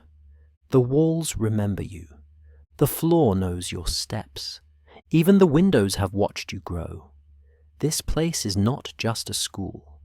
It is a friend, a keeper of secrets, a home. Let yourself settle. Let your breath become slower, softer, quieter. There is no need to hurry now. The books are closed. The wands are resting. The portraits are asleep. Even the ghosts have floated off into silence, their memories tucked beneath their robes like folded letters. Tonight, the castle dreams, and in those dreams, you are there, laughing in the great hall, wandering beneath the stars, flying gently above the snowy pitch, writing spells in the margins of your notes, smiling with your friends in the warmth of a common room fire. You are part of this place now, a thread in its long tapestry, a footstep in its stone, a breath in its stillness. So lie back, feel your blankets wrap around you like an enchanted charm. Feel the room grow quiet like falling snow. Feel your thoughts drift away, one by one, like paper boats on the black lake. The castle is watching over you, the stars are steady in the sky, and all is well. All is well. Sleep now. Sleep gently. Sleep deeply. You are home. A quiet night with the House-Elves, a soothing Hogwarts bedtime story. Somewhere in the upper floors of Hogwarts, rain was whispering against tall, ancient windows. It had started earlier in the evening, slow and steady, a gentle pattering that filled the corridors with a sense of hush and stillness. Outside, the Forbidden Forest lay quiet, beneath a dark curtain of clouds, and even the wind, usually eager to whistle through cracks in the castle walls, had fallen into a kind of reverent silence. Down in the heart of the castle, beneath layers of stone and shadow, you wandered through a hallway few students visited. The flagstones beneath your slippers were cool and slightly uneven, worn smooth by time. Golden sconces cast soft light along the walls, each flame flickering inside its glass casing like it was caught in the middle of a drowsy yawn. There was no one else about, only the creak of old beams above you, and the occasional muffled groan of the castle settling into sleep. You weren't meant to be out this late, of course. But sometimes, especially on nights like this, sleep just refused to come. Your bed had felt too quiet, the dormitory too still. Something about the hush of the castle called to you instead, and so you followed it, wandering softly, with careful steps and curious eyes. You turned a corner you didn't quite remember noticing before. There, lit by a single, swaying lantern, hung a peculiar portrait. A still life of a silver fruit bowl filled with shining grapes, a few figs, and a particularly plump pear with a mischievous glint in its eye. You slowed your steps. Something about the painting made you pause. The pear almost seemed to smile. Tentatively, you reached out and gave it a gentle tickle with your fingertip. The pear gave a sudden giggle, yes, a real giggle, and began to squirm in the bowl. Then, with a quiet click, it transformed into a small brass doorknob. Before you could quite believe what you'd seen, the wall swung inward, revealing a passageway. Warmth hit you first. Not just the comforting kind that made your skin feel cozy, but a deeper kind. The kind of warmth you felt walking into a room where someone had been expecting you. Soft yellow light poured from the corridor beyond, carrying with it the unmistakable aroma of baked bread, cinnamon, roasted nuts, and melted butter. Your stomach gave a hopeful flutter. You stepped forward without thinking. The stone beneath your feet gave way to tile, polished and slightly warm, as though the floors themselves had been waiting to welcome you. The corridor curved gently, its walls adorned with gleaming copper pans and enchanted ladles that stirred themselves slowly in mid-air. Far ahead, the light grew stronger, and you began to hear gentle sounds, the clink of teacups being stacked, the sigh of bread rising in ovens, the faint hum of someone singing in a key only meant for comfort. Then, like walking through the final page of a picture book, you stepped into the Hogwarts kitchens. It was vast, far larger than you expected. The ceiling arched high above you, supported by thick wooden beams, wrapped in creeping ivy that looked far too alive to be ornamental. Lanterns floated lazily just beneath the rafters, their light soft and golden, casting a warm glow across long wooden tables and counters stacked with pastries, stews, and mugs of cooling cocoa. Dozens of house-elves moved gently through the space, not in a rush or flurry, but with the steady rhythm of those who knew their tasks by heart. They wore spotless linen aprons tied snugly around their waists, and their soft slippers made no sound on the floors as they worked. One elf was humming quietly to a pumpkin that sat, plump and obedient, in a mixing bowl. Another was brushing melted butter across a tray of scones with a conjured feather. They didn't startle when you entered, though you were sure they had noticed. One or two gave you a quick glance, and a few smiled with their large, kind eyes. But no one scolded you or asked why you were out of bed. It was as though your presence, unexpected as it might be, was gently accepted, folded into the night like a spoon into batter. Then one of them approached. She was small, even by house-elf standards, with oversized ears that drooped sweetly at the tips and a patchwork apron stitched from bits of old Gryffindor and Hufflepuff robes. Her eyes were mossy green and bright, and when she spoke, her voice was like a warm pot of tea, soft, rising in friendly steam. "Couldn't sleep, dear?" she asked gently, not accusing, just understanding. You nodded, still half caught in the dreamlike glow of the kitchen. "Well then," she said, clapping her hands softly, "come sit by the hearth. It's warm, and I've just taken the apple buns out. You'll feel better with something sweet."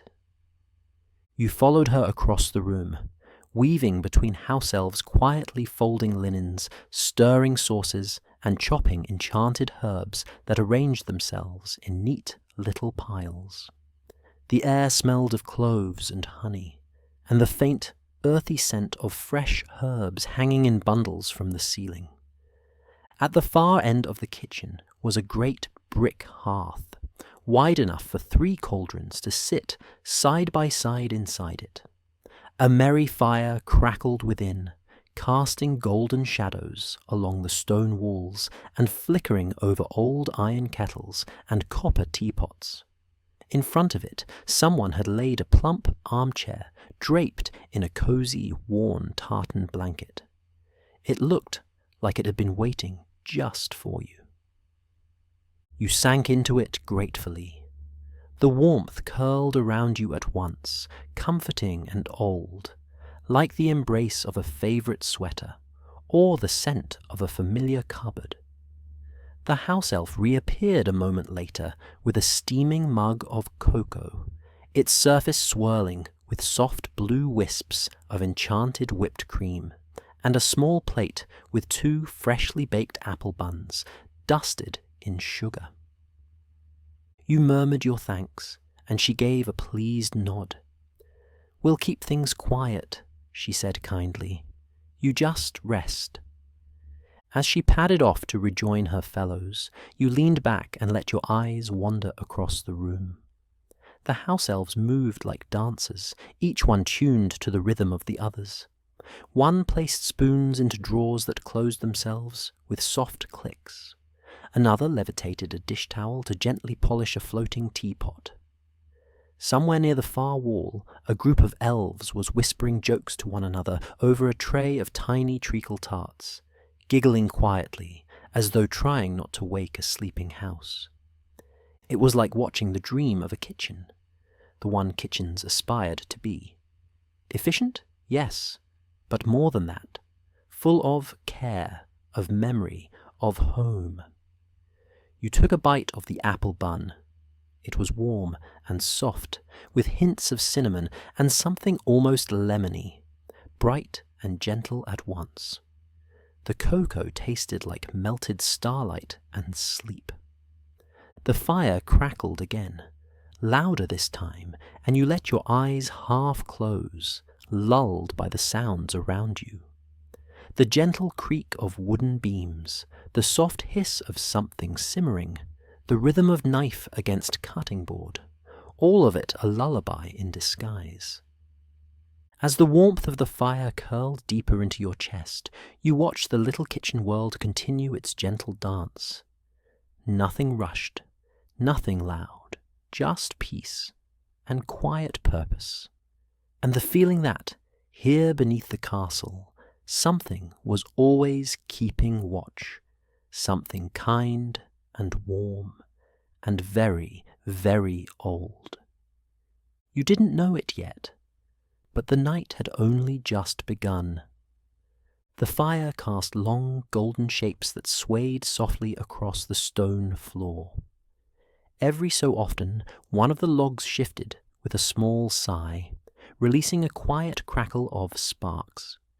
You were nestled deep into the armchair now, the tartan blanket pulled gently up to your chin, your cocoa cradled in your hands, still faintly warm and impossibly comforting. All around you, the great Hogwarts kitchen moved in slow, practiced harmony. There was a calm to this space, a special kind of magic, not born of wands or incantations, but of years, centuries, of quiet, invisible care. The way a spoon was placed just so on a counter. The way the hearth maintained the perfect warmth without needing adjustment. The way the enchanted brooms swept quietly in the corners without needing to be asked. The house-elves, small as they were, moved with a grace that was nearly soundless. They padded across the tile in slippers stitched from leftover bits of student robes and tea towels, each one perfectly shaped for the feet they served. Their hands were small but quick, nimble with skill and memory. It wasn't rushed work, it was gentle work, patient, even joyful. One elf worked beside the open ovens, gently brushing melted butter over a tray of warm soda bread. The bread puffed contentedly, the crusts cracking with soft sighs. Another elf passed by with a floating tray of stacked bowls, humming to herself, in a voice that was no louder than the whirring of a sleepy clock. You watched as she whispered to the tray, and it slowly descended into an empty cupboard, sliding in with a perfect fit and a soft click. It was a world tucked away from the eyes of most, and tonight it felt like it had opened just for you. The elf who had first greeted you returned, carrying a new pot of cocoa. Steam curled upward in lazy spirals, catching the flicker of lantern light. She poured more into your mug without a word, then gently placed the pot on a nearby tray and looked at you with a small, proud smile. Her name, she finally said after a moment, was Mimba. You introduced yourself in return, your voice hushed, softened by the space. She nodded once, kindly, and then, instead of walking away, she settled herself on a low stool near your chair. Her apron was slightly flour-dusted, and one ear had a tiny golden thimble looped over the tip like jewelry. "It is a quiet night," she said thoughtfully. "The best kind, I think. Not too much to do, just enough to feel useful." You nodded, not wanting to disturb the hush with too many words. The air in the kitchen seemed to welcome silence. Good silence, the kind that holds warmth rather than waiting. Mimba rested her hands in her lap and looked around the kitchen, eyes scanning her fellow elves as they worked. "Some nights," she said after a moment, "we make things just to make them. Biscuits no one will eat, extra bread to leave in the corners for the mice, even a cake or two for practice or memory. It's nice, you see, to keep moving, to remember the taste of things that mean joy." You sipped your cocoa, watching her with growing fondness. Mimba leaned slightly toward you, her voice lowering to a conspiratorial whisper. "Some say this kitchen remembers too, that the walls know the hands that have stirred pots and rolled dough. We think that's true, especially on nights like these. You feel it, don't you?" You nodded slowly. You did. Mimba stood again, dusted her apron lightly, and gave you a soft look of invitation. "Would you like to walk a bit?"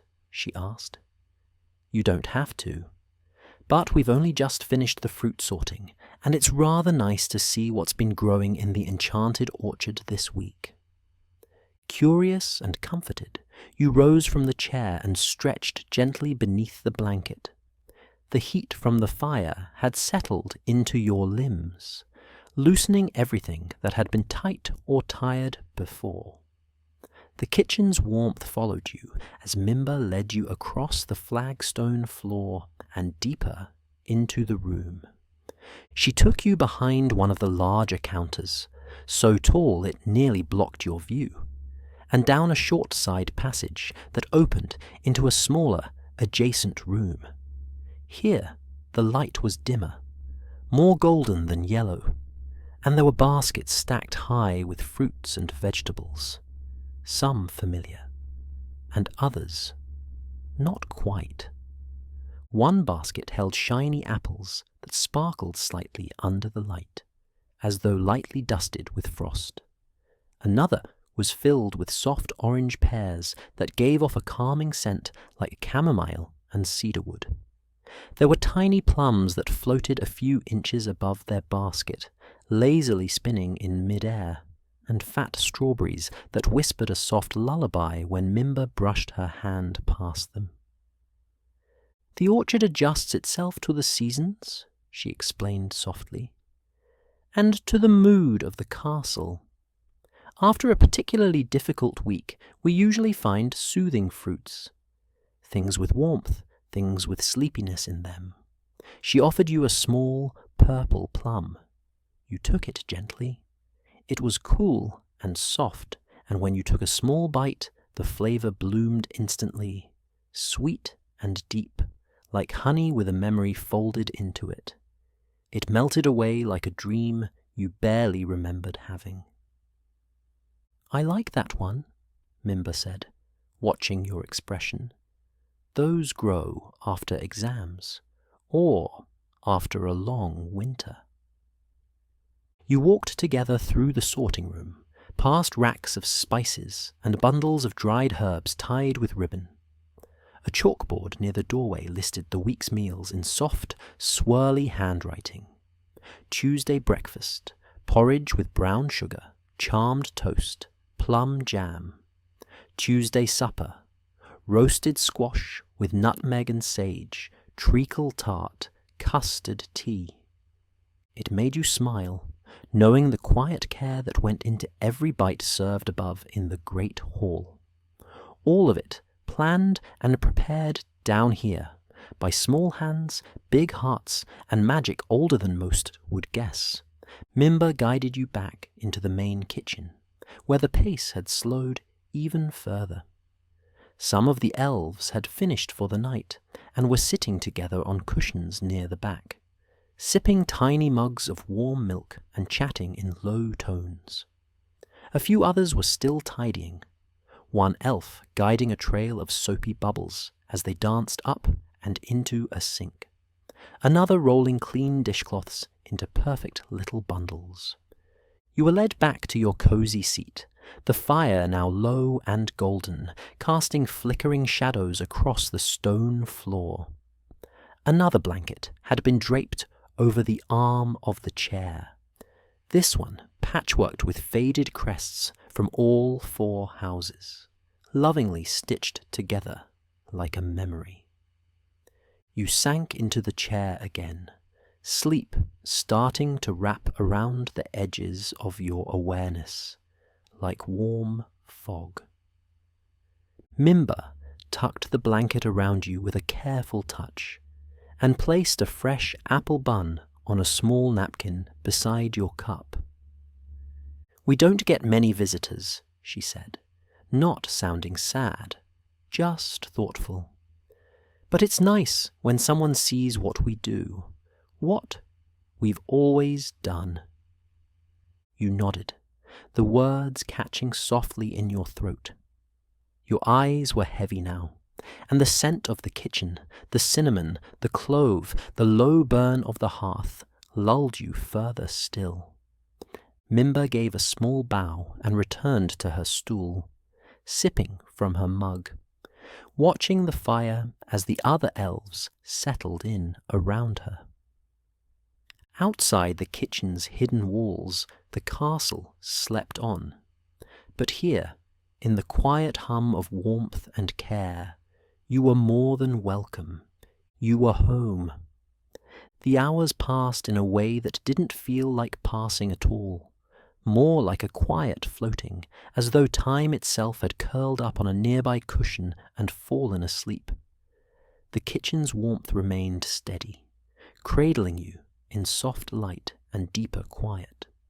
Your eyes were still heavy, though you hadn't quite given in to sleep. Something about the place invited wakefulness without restlessness, a space where you didn't need to be doing anything to feel held. By now, most of the kitchen work had slowed to a near stop.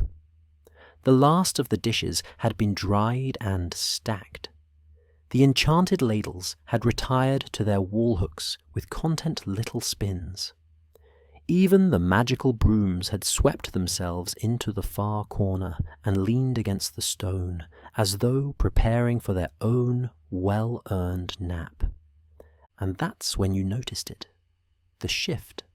The House-Elves were gathering, not bustling, not tidying, just settling in.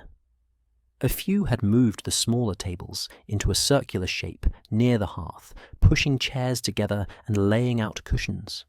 Someone lit a dozen floating candles above them, each one soft white with flickering lavender blue flames that gave off a gentle scent like warm linen and old honey.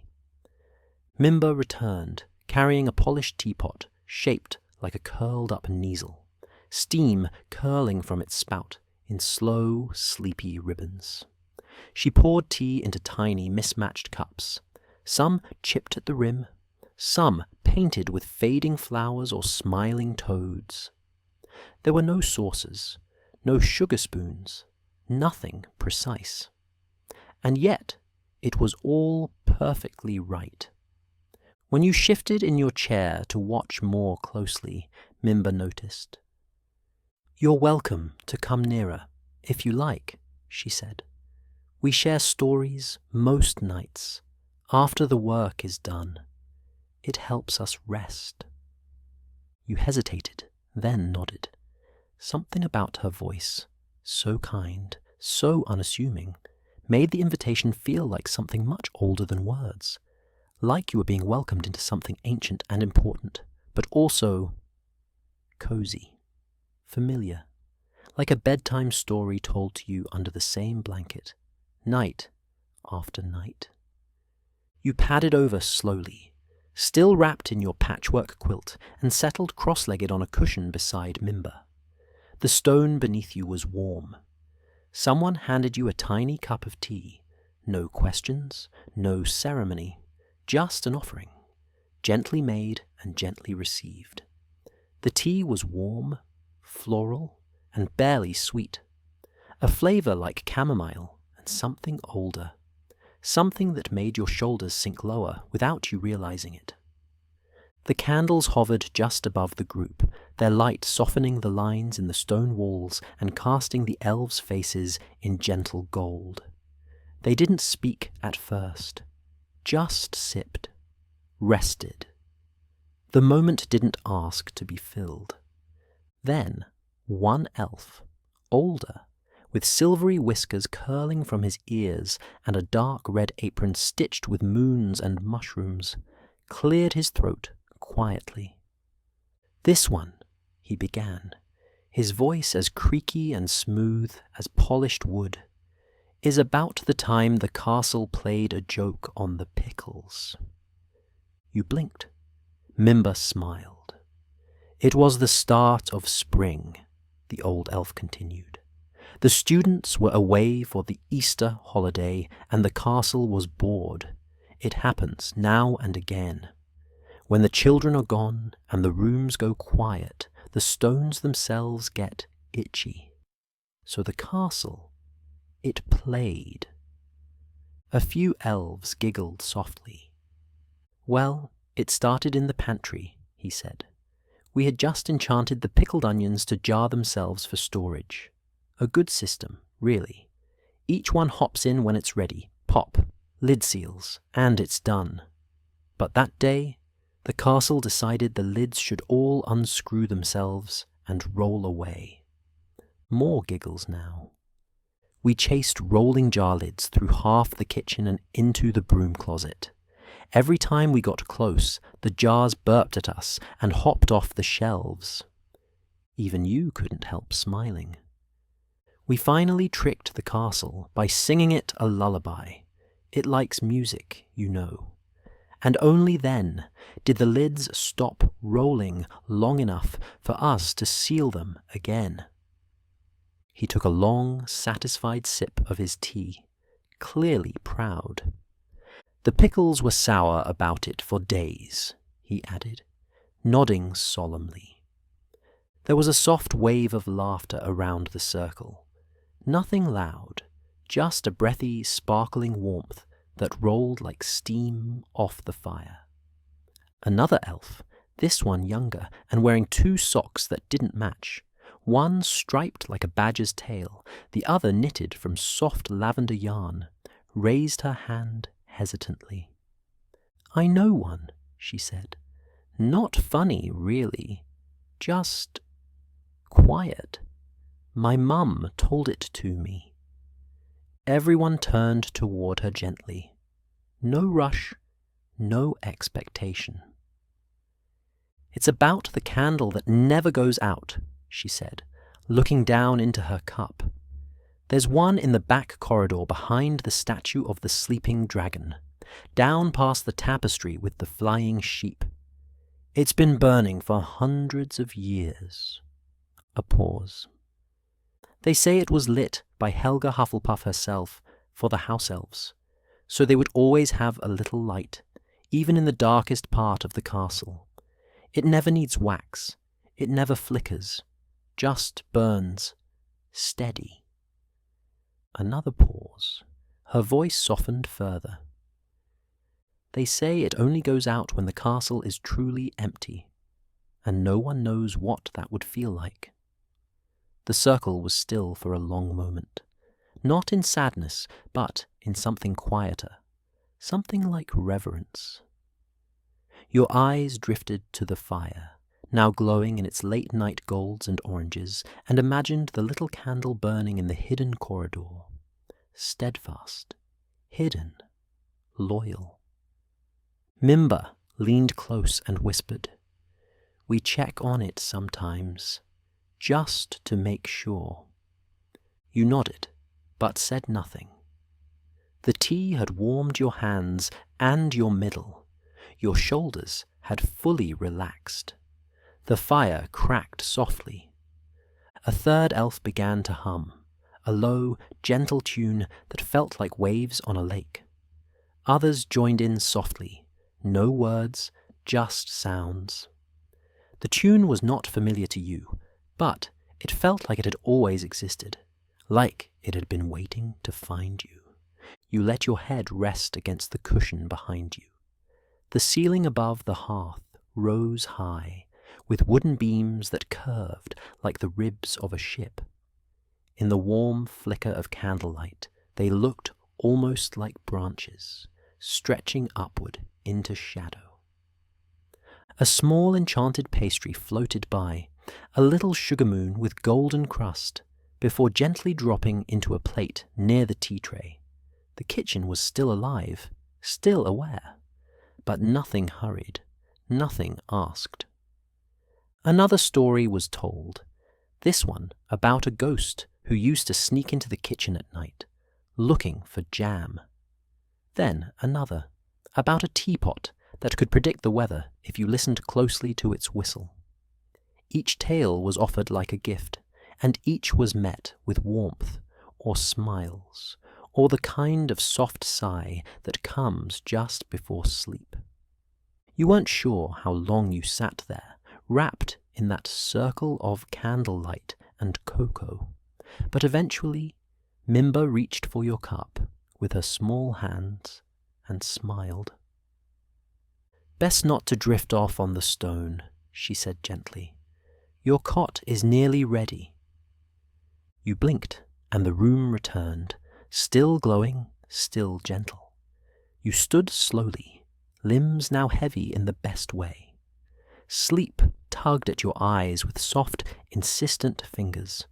You followed her once more across the kitchen, past the tables now wiped clean and the pans hung in neat rows. The hearth still crackled behind you, a steady heartbeat in the quiet. And as you walked, you thought about the stories, floating softly in the air now, like steam from the teapot.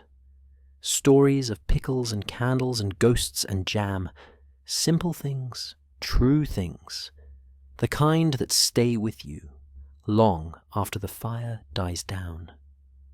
The walk back across the kitchen felt different now, slower, quieter, though no less warm. The stories had settled like dust in the air, soft, floating, glimmering with memory.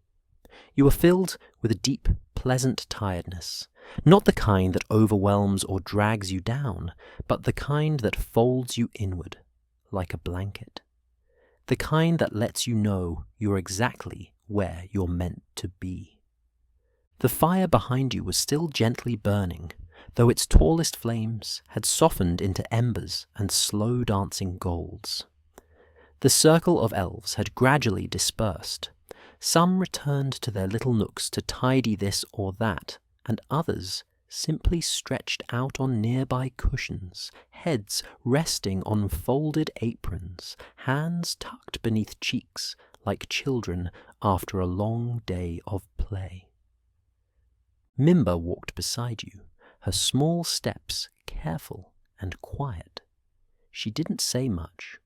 There was no need. The kitchen's language had shifted entirely now. No more clinking pots or hissing kettles. Just the occasional creak of old floorboards, the whisper of slippers brushing stone, and the comforting hush of a room settling into sleep. Near the back of the kitchen, tucked into an alcove framed by thick stone archways and trailing ivy, was a small cot that hadn't been there earlier. You weren't sure when it had appeared, perhaps conjured, or perhaps just hidden, until the moment it was needed. It was low to the ground, nestled near the base of the wall, where the warmth from the ovens still lingered faintly in the stone. The cot was perfect. Not fancy, not grand, but perfect. It had been made up with obvious care. A soft mattress with a patchwork quilt sewn from old house robes and worn bits of tapestry, faded with age but full of quiet magic. The edges had been stitched with tiny runes and stars, and the pillow, plump and cool, smelled faintly of fresh linen and something comforting you couldn't quite place. Maybe parchment, maybe wood polish, maybe something older still. Mimba motioned gently to it, then looked up at you with her wide, moss-coloured eyes. "It's yours for the night," she said softly. "The castle won't mind, and neither will we." You stepped toward it, feeling that odd sense of shyness one sometimes feels when offered great kindness. You touched the edge of the quilt with your fingers. It was soft and just slightly warm, as if it had been sitting in the sun, though there had been no sun in the kitchen all night. You sat on the edge of the cot and looked around. The kitchen was now glowing, with only a few floating candles, most of them hovering near the ceiling like lazy fireflies. One or two house-elves still moved quietly at the far end, stacking ingredients for tomorrow's breakfast, or whispering to shelves that arranged themselves with sleepy groans. Mimba stood beside you, hands folded in front of her. She didn't rush you. She didn't speak again. She only waited until you pulled the quilt over your legs and shifted down into the bed, your body sinking into the mattress like a boat into calm waters. She stepped forward, pulled the blanket gently up to your shoulders, and tucked the edges with practiced, careful hands. "There," she said, "snug." You smiled without fully meaning to. Your eyelids had already begun to drift lower. "We'll be here," she added, "all night, just in case." You nodded once, eyes closing. "Thank you," you murmured, barely above a breath. She gave a small bow and turned away, leaving you with the soft sounds of her footsteps retreating into the quiet. For a long moment, you simply lay there, breathing. Above you, the stone arches curved into shadow. Somewhere to your right, a kettle let out a tiny sigh. To your left, a wooden spoon stirred gently in a bowl, then stilled itself with a polite clink. The castle above was utterly silent, wrapped in its own kind of sleep, its staircases resting, portraits dozing in their frames, ghosts gliding in slow loops through ancient hallways. But down here, in the warm belly of the school, there was still life. Quiet, careful life. From the cot, you could see the outline of a cupboard door opening gently. A tiny pair of hands reached out, pulling a blanket inside. Another cupboard opened nearby, revealing a pile of quilts, a lantern dimming itself with a flicker, and the quiet thump of a small slipper falling to the floor. The house-elves were going to bed. One by one, they slipped into their cupboards, drawers, or tiny hammocks that hung between shelves. Some curled up in linen closets, some behind spice racks, others in shadowed corners where old rugs had been laid just for them. It was like watching a tiny village fold itself into sleep. The last candle drifted down and settled in a tall lantern near the hearth. It pulsed once, like a sigh, then dimmed to a low amber glow. Everything was soft. Everything was still. And then the hum.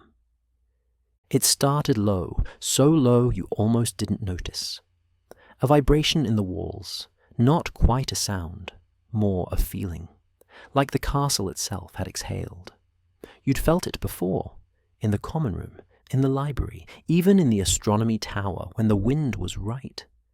That quiet pulse beneath the stone, a rhythm, a heartbeat. Tonight it felt stronger, or maybe just more noticeable. You were closer now, beneath everything, and the castle was too, closer to you, as if it were listening, or watching, or resting beside you. One of the elves hummed softly from somewhere nearby, a lullaby just like before. Only this time, no one joined in. It was a song meant to end the night, not to share, but to let go. You turned onto your side, nestling deeper beneath the quilt. The texture of the fabric was worn, but comforting, like something passed down, never spoken of, but always there when you needed it. You thought of the stories, of pickles and haunted teapots, of candles that never went out, of laughter told in whispers, of magic made with hands instead of wands. The castle above may have been built with spells, but it was kept alive by this. By warmth, by care, by tiny hands folding sheets, baking bread, brewing tea, and tucking in sleepy students who had wandered too far and stayed up too late. It occurred to you that perhaps Hogwarts had always been alive, not because of enchantments or wards or charms, but because of love. Quiet, constant love poured into every meal, every hallway, every corner of the kitchen where laughter and lullabies still echoed softly against the stone. The room faded around you, not all at once, but gently. The golden light of the lantern, the distant creak of a cupboard, the hush of the fire dying into glowing coals, all of it blurred, like the memory of a dream you hadn't had yet. Your breath slowed, your muscles melted. The castle held you, and at last you slept. Time slipped away in that soft, golden kitchen. Hours, minutes, whatever measure had once been ticking along in your mind had long since dissolved into warmth and quiet. Sleep had taken you like a slow tide, wrapping around your limbs and pulling you gently into a dream you could no longer remember but didn't want to leave. Somewhere in the haze between dreaming and waking, the faintest sound stirred your ears, a gentle creak, like the hinge of an old cupboard door and the soft shuffling of slippered feet on warm tile. You didn't open your eyes, not fully. There was no need. You were safe. Your breathing stayed even, your limbs heavy and loose beneath the patchwork quilt. But part of you, quiet and still, drifted just close enough to the surface to feel the kitchen again. The scent of the place lingered, faint cinnamon, cooling stone, the whisper of peppermint from a cracked cookie somewhere nearby. The fire had faded to embers now, its warmth radiating gently, as though it still remembered its brightest hours, and didn't quite want to let go. One small house-elf was awake. You could sense her. Mimba, perhaps, or someone else just as gentle. She padded softly across the floor, checking on the last few bits of the evening's work. A dishcloth was folded and placed just so. A pot was nudged into alignment with its twin. A stool was scooted back into place, quietly as a cat. Then a pause. The elf stood near your cot for a long moment, not touching, not speaking, just watching, making sure. Her presence was as light as a breath, but it wrapped around you like another layer of the quilt. A final blessing on a night already full of them. She adjusted the corner of the blanket near your foot, and then moved on. All around the room the hush had deepened. Even the enchanted spoons and brooms seemed to have fallen into slumber, their soft magical hum dimmed to the faintest note. Somewhere nearby, a kettle shifted in its sleep, letting out a quiet puff of steam. A floating candle above flickered once, then gently blinked itself out, like an eye that had grown too tired to stay open. Above you, the kitchen arches loomed like the arms of a great sleeping tree, holding everything in stillness. You imagined the castle above, still and dreaming, its long halls dark, portraits asleep in their frames, ghosts gently drifting in slow circles. The staircases had stopped their shifting. The windows no longer blinked with moonlight. Even Peeves, you imagined, had tucked himself into some invisible crack in the wall and dozed off, trickless and still. And beneath it all, beneath the weight of the great stone castle and the years stacked high upon its towers, this kitchen remained, a warm heart at the centre of it all. The House-Elves had all gone to sleep. You could feel it, not see it, but feel it, like the soft pull of a tide receding, each of them in their little beds, tucked into cupboards, curled into hammocks, nestled beneath old baking tables, wrapped in linen blankets, breathing in unison, a quiet chorus of care and comfort. And you were part of it now. The air was full of it, rest. Not just the kind that comes after work, but the deep, honest rest that only happens in places that feel like home. The kind of sleep that sinks into your bones and tells you that everything for this moment is okay. You let yourself drift further. In your mind, the kitchen blurred into memory. You remembered the shimmer of the enchanted fruit bowl, the sound of Mimba's voice, the stories by candlelight, and the laughter that danced like sugar in the air. You remembered the taste of warm apple buns and the feel of the quilt tucked up to your chin. You remembered how the stone floor had felt beneath your slippers, cool, solid, grounding. And more than anything, you remembered how you'd felt, welcomed. Not because of who you were, not because of what house you belonged to, not because of any wand or lineage or mark on your record. Just you, walking quietly into a hidden space and being accepted with warmth, with care, with tea and firelight. It was a kind of magic you hadn't known the castle held.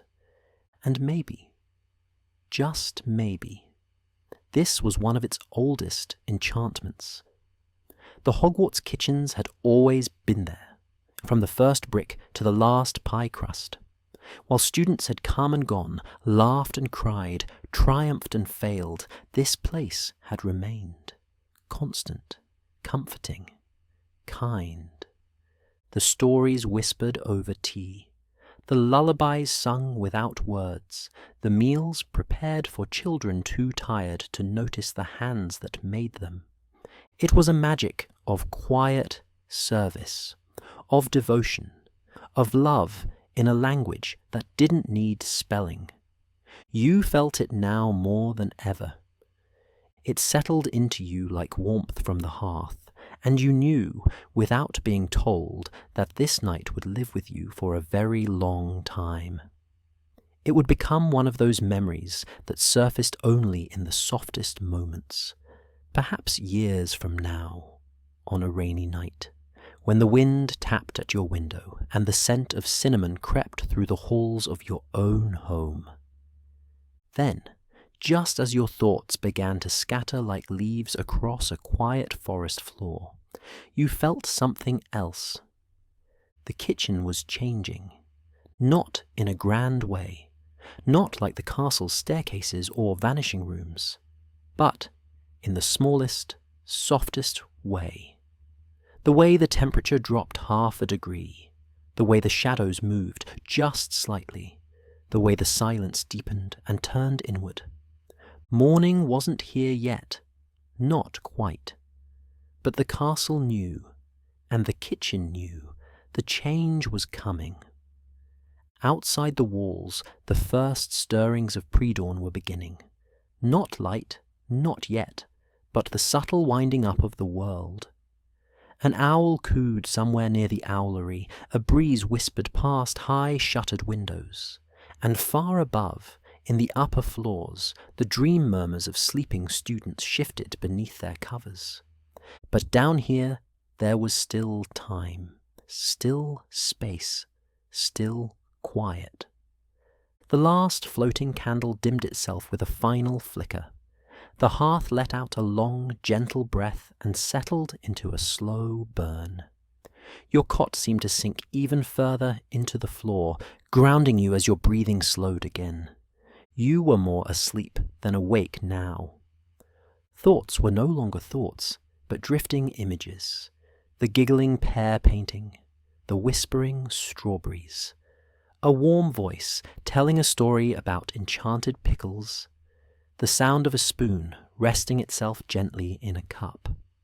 You felt dimly the sensation of something small and warm being tucked beside your pillow. A folded handkerchief, perhaps, with stitched initials. You might not even find it in the morning.